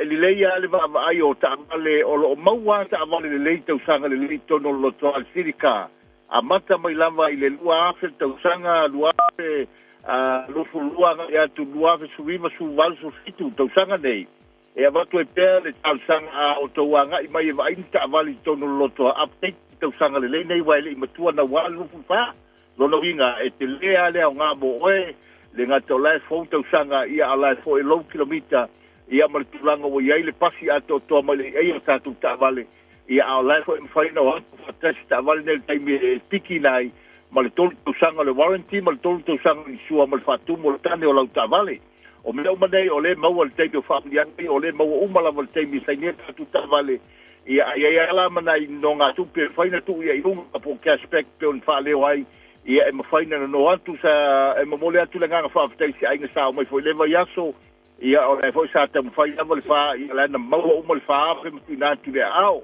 o nei se leni uma Samoa ia e leon se leni a fua ni finance se leni nei o se leni o titongi ai ao lava na whai tete foi tātou nei mea uma o na manu mani a tātou credit o New Zealand tātou te ola I credit New Zealand a leanga lola u lau so provide I o whaingatala ma foi o te Italia o finance ia mai se foi finance tā vale tulanga o lo ia le a tau tole nei vai aso I o lo tele mana no e tātou tā vale o le masino ma nei le anga I mai ma va I le to no tātou lo toa o le tātou no fuanga mo yelke le tātou lo toa o le tasi lua Lincoln Road Henderson e maua ieli tau tua o nang whaafsanga I leila ma le mendono.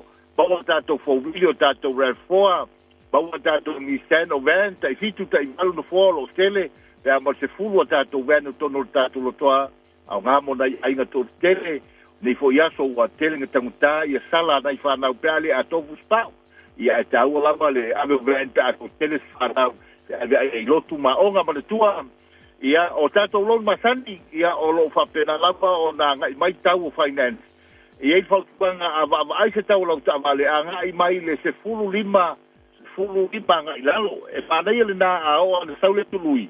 Ia ele te lena wa, ai a o lo ina maua tātou I tau tāwale tai tau se fulu lunga. Ia mana tua o tau se fulu toi whapepalesi tau se fulu.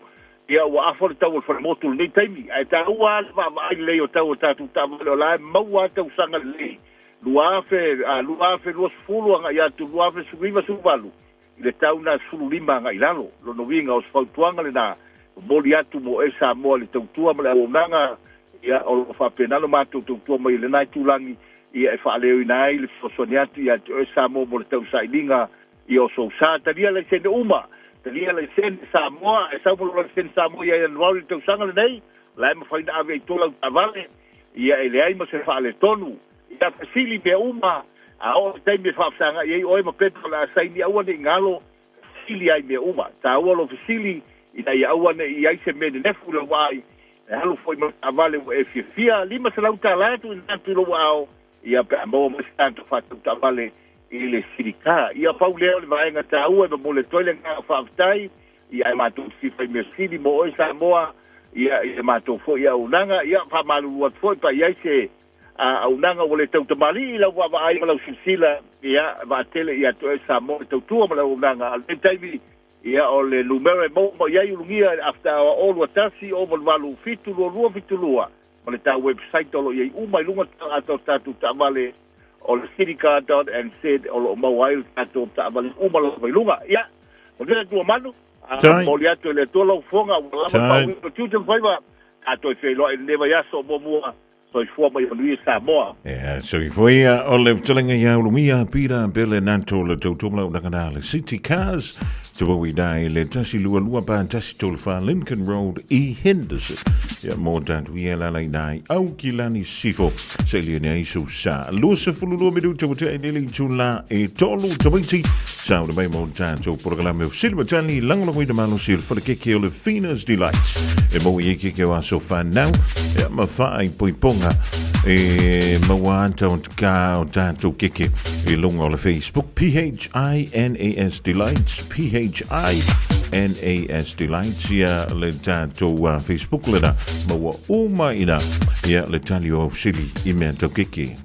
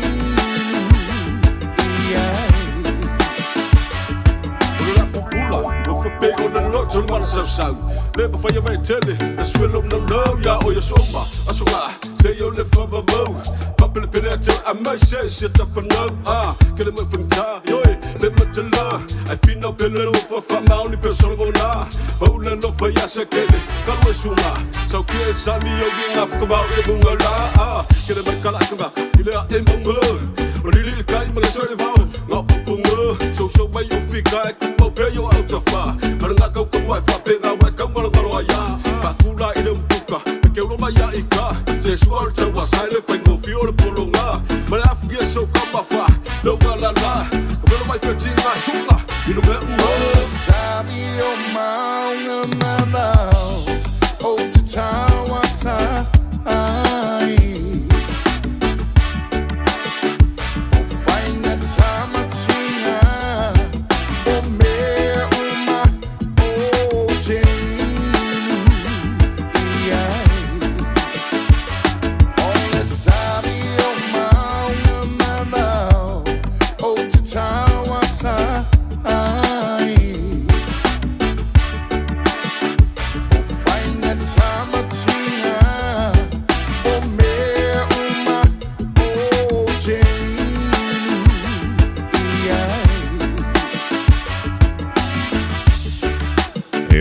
Richard Parker, Sipso ma Vanessa Kai, Sawia Oelo Wow.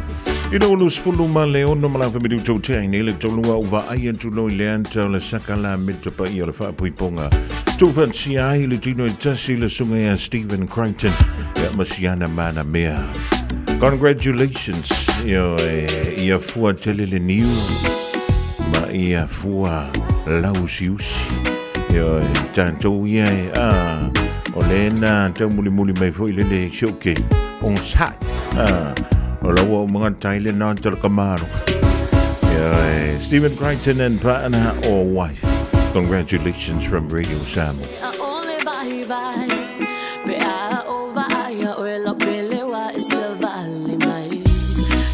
My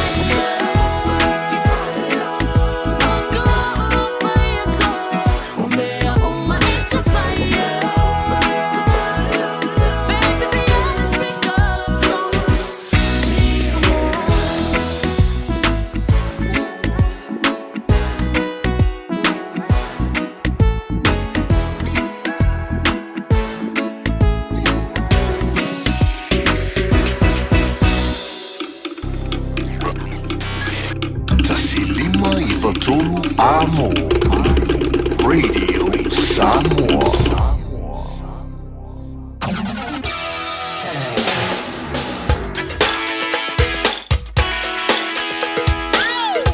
Vivilenga ngai fa tala fa tula ni vai ngola woli alo ma fa na wala tunu ule fa na wa ngola tu wa onga ole dei fo ia so tofi tala fo tobi chua mo tonga mo ila ngola ria so sa ia onga e bo le fo isa e no fo ile fale le ole ana ma fo ngwa no fo ile fale ile anu le onga le dei so ma tango fi ya le dei afi ole na anu le wa o me sa fa ile wa ni to me ngo sa fa ile dei so matango fiele sulu meo avela eyoe ela ai manulu wan sa vidia li tomit ya le afeo na tema fu tomit no le ta vale li vai ngola wo li tu wala on fa ma wan lo fuspa yo fa ma le lo fuspa mo sia ki pena lo antu malau api malau peni ya le li tomit ole vesili mo mua e yela so manolo ole sa uni tu ya ni si le fa manatu ile tulanta il fai ngol nei fo i tusanga e ile so manolo o le sauni atu ya New Zealand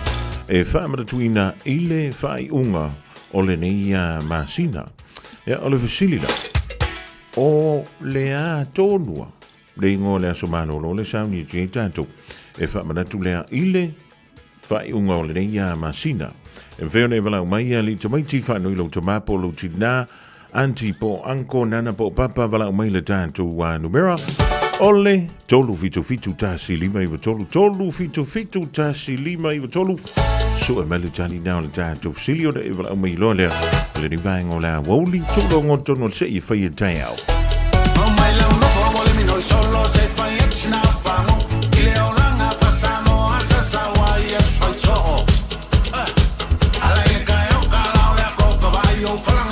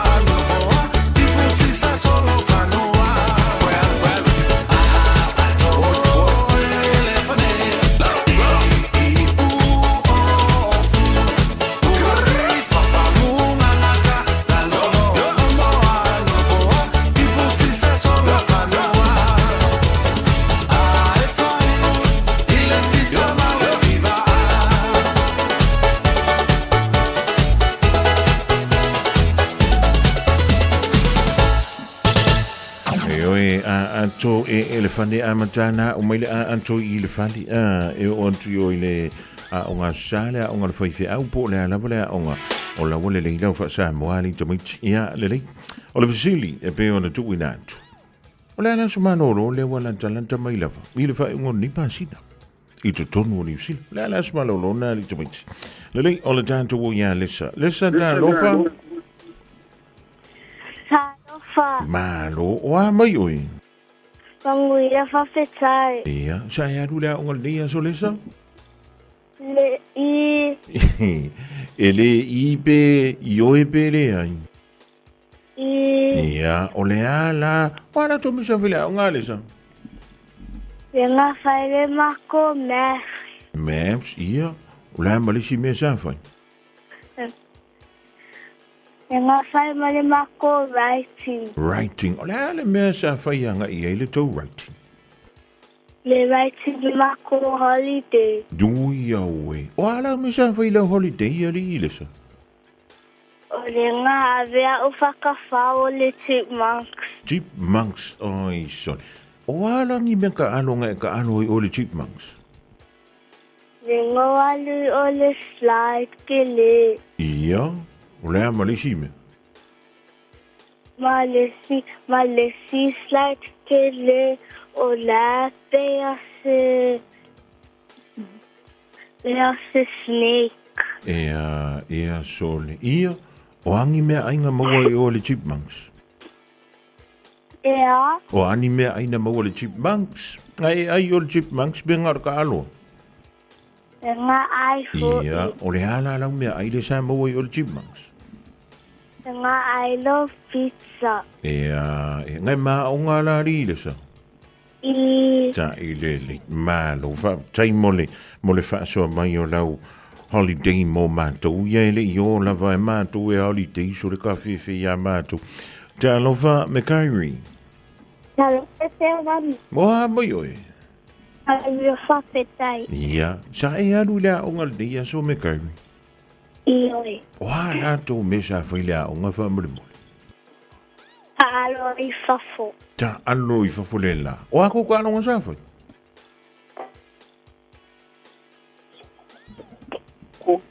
Kuli. o le kuli o sole ele pa uses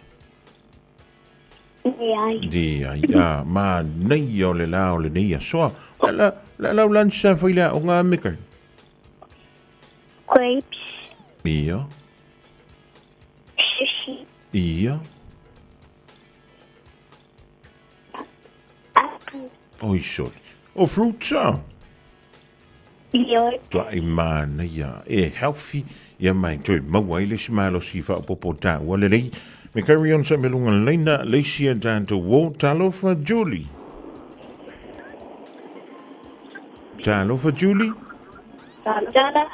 o mai oi Mami o pastai. ia o nei te lunga le awana Julie.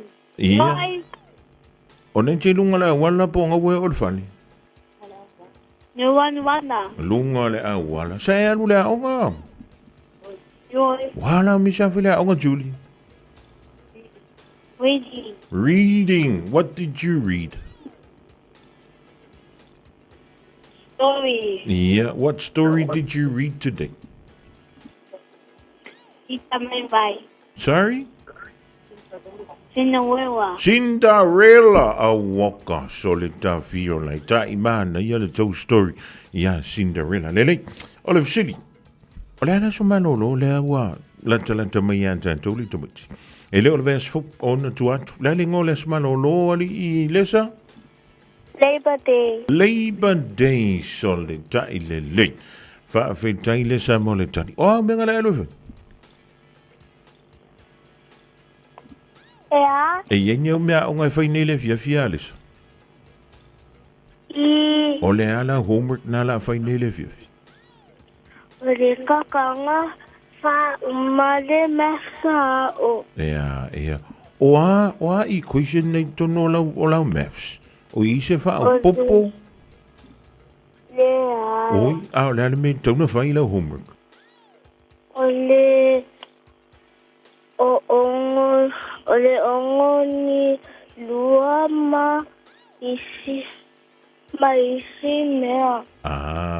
O ila ngala afsosongi o kia o le whengolo homework.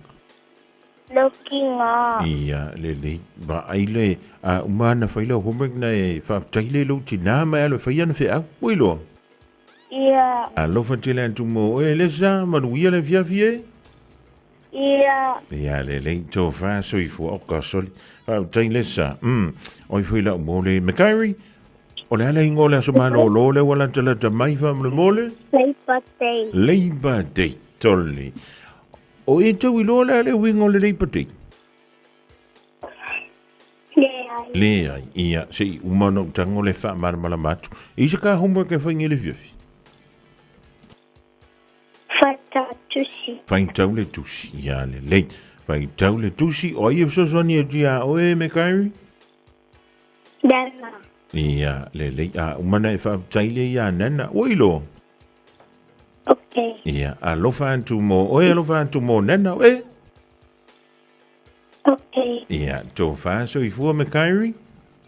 Whaaso fua. Ia, tō whaaso I fua le lei. Julie, wa e maua mele tali o le tātou si? Yoi. Ia, o le alingo le asumalolo? Lepale. Ia. Labor Day. Labor Day, le lei. O whela nga e anu I e le kouka vale ri Julie. O le McDonald po le whan? Vale. O yo le whan, o I wha apea u ia e awhi mo le McDonald. E isa ka homework e whaingi? Manolo. Malolo, ia le lei na. Ma lava nā mea o ngana whailea o ngā ali Julie. Oi. Ia le lei. Alofa antu mo oe. Whaftai antu lau tina mo le wsosoni fo I antu. Oe wilo? Lava. Ia, manuia le nei ia fiafi oka, sole. Sele mana ia. Oi sele mana ia mo le tomititi. O lai tau mawhai I le tātou ngangana. Ioe, tu sa lava pele o le leila na tau talai. O lai tau mawhai e tau tala mai ai. Ai, wha mahaloa tui fo I mātua. Ia, mi se lava o tau le whanau le nanga I antu lea. On tālu sina e mo mi se mea fōu lea onga I le nei fo yasu. Ai o le Labor Day. O le aso mano lo nai pa ui le aso ngafua le aso lusu fulu le van o le masina o ke topa. O le winga ile o le vai esfo a o ona tu atu. I le fai ungana o le masina. O le ale winga o le mea o le Labor Day. O aso la. Ia sa fai ngā le winga tangata tai. Fitu aso o le vai aso. Lono winga. Le ai ma se aso e malo lo ai. Io, vai. Na o la vai le atua. Na malo lo. E li fa pe ngā fai ngā le winga fiku aso o le vai aso le koingo. O lena fai mai, fai le lano langi, fai le tangata fai uma me ngai ai, e ongo aso nga fai ai, o le aso fitu, o lena malo lo ai. O lona wing, e ta tau voi la ia tātou tangata soifua, po o tātou tangata ola, ona malo lo, o le mafua angalana o le Labor Day, le sauni o tu iai New Zealand fa manatu, ile aso lua se fulu malevan, o le nei masina o ke tupa.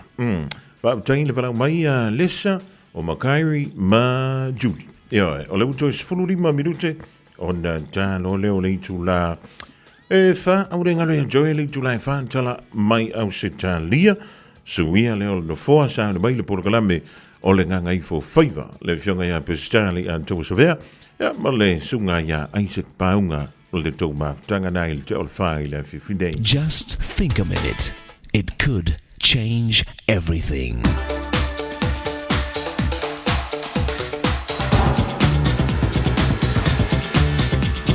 Think a minute. Bram Stoker was a successful theater manager in England during Queen Victoria's time.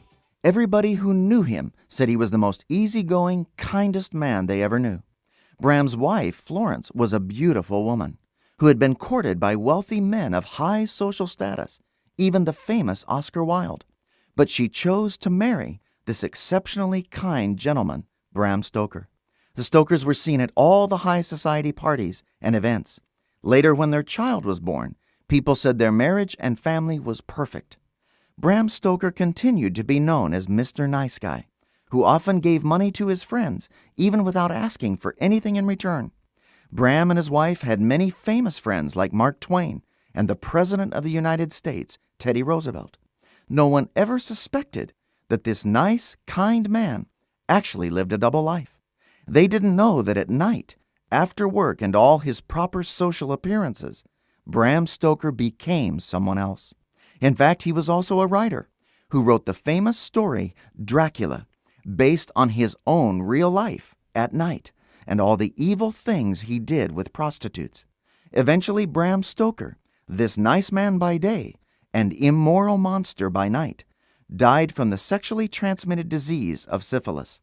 You know, Jesus Christ said that there are many nice, religious people who live double lives. They do all the good, right things on the outside for people to see, but inside they're proud and live their own way for their own immoral pleasures. But even if we fool people, we can never fool God. Jesus said every human being needs his gift of forgiveness because we've all done many things wrong. Jesus also said that we all, including nice, religious people, need his power to change our proud, wrong hearts and character. That's why God the Son had to become a human being, to die and pay the penalty for all our wrongs. It was the only way we could be forgiven by our perfect Maker and start a new life living his way. So won't you ask Jesus to forgive you and help you start changing today? Jesus will give you real satisfaction and the power to live his right way, both in public and in private, night and day, every day. Just think a minute.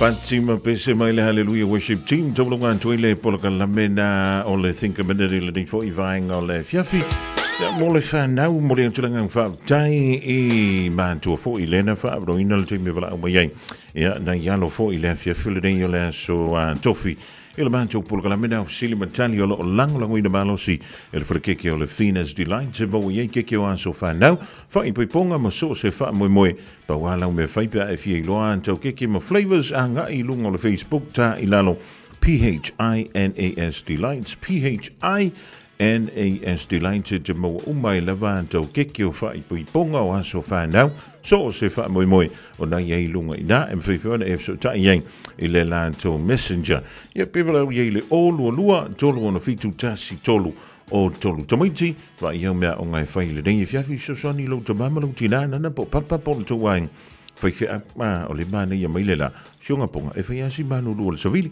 va ia mea o ngai fai na nei alo fo tele antu mo o to filo i taiao ile taimi ma sani e fa soifuia na lo fa Samoa wa ule ne yo kas futialu a wal suia ngila wa le kio a eva mai ile se fudu lima iva kolu amo Radio Samoa Vivela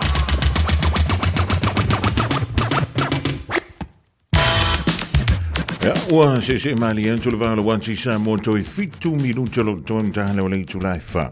Ja, ua o me fo il si u yo le toto mo o ile dia so tofi le so fitu de ole masino. Topa ole ase totua fa le o ila mai mo malo tempo inga malo sila ja matua tu yan tu malo titi fitama. Na lo falen tua Taiti andolo do sui fuama ma to online la so fo an tau to if it pa im sil fai fo I lunga o peau mangalu o le air.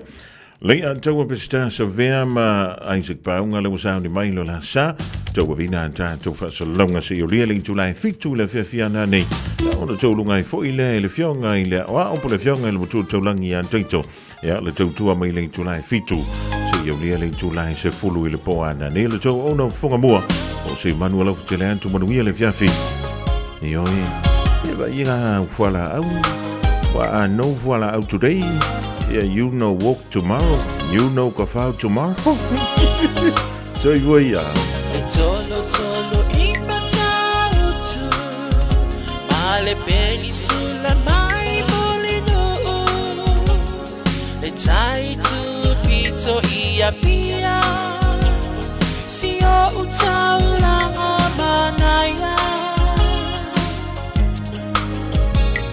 e fe pula fi mai le sau o ata uma o fetu o le lani e solo mia ia umasia uhani a o basa vali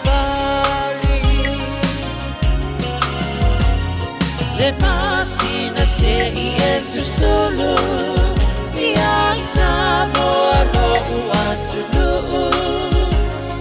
se ifai mafianga ie mama atene matama olo sisi vai ma pepese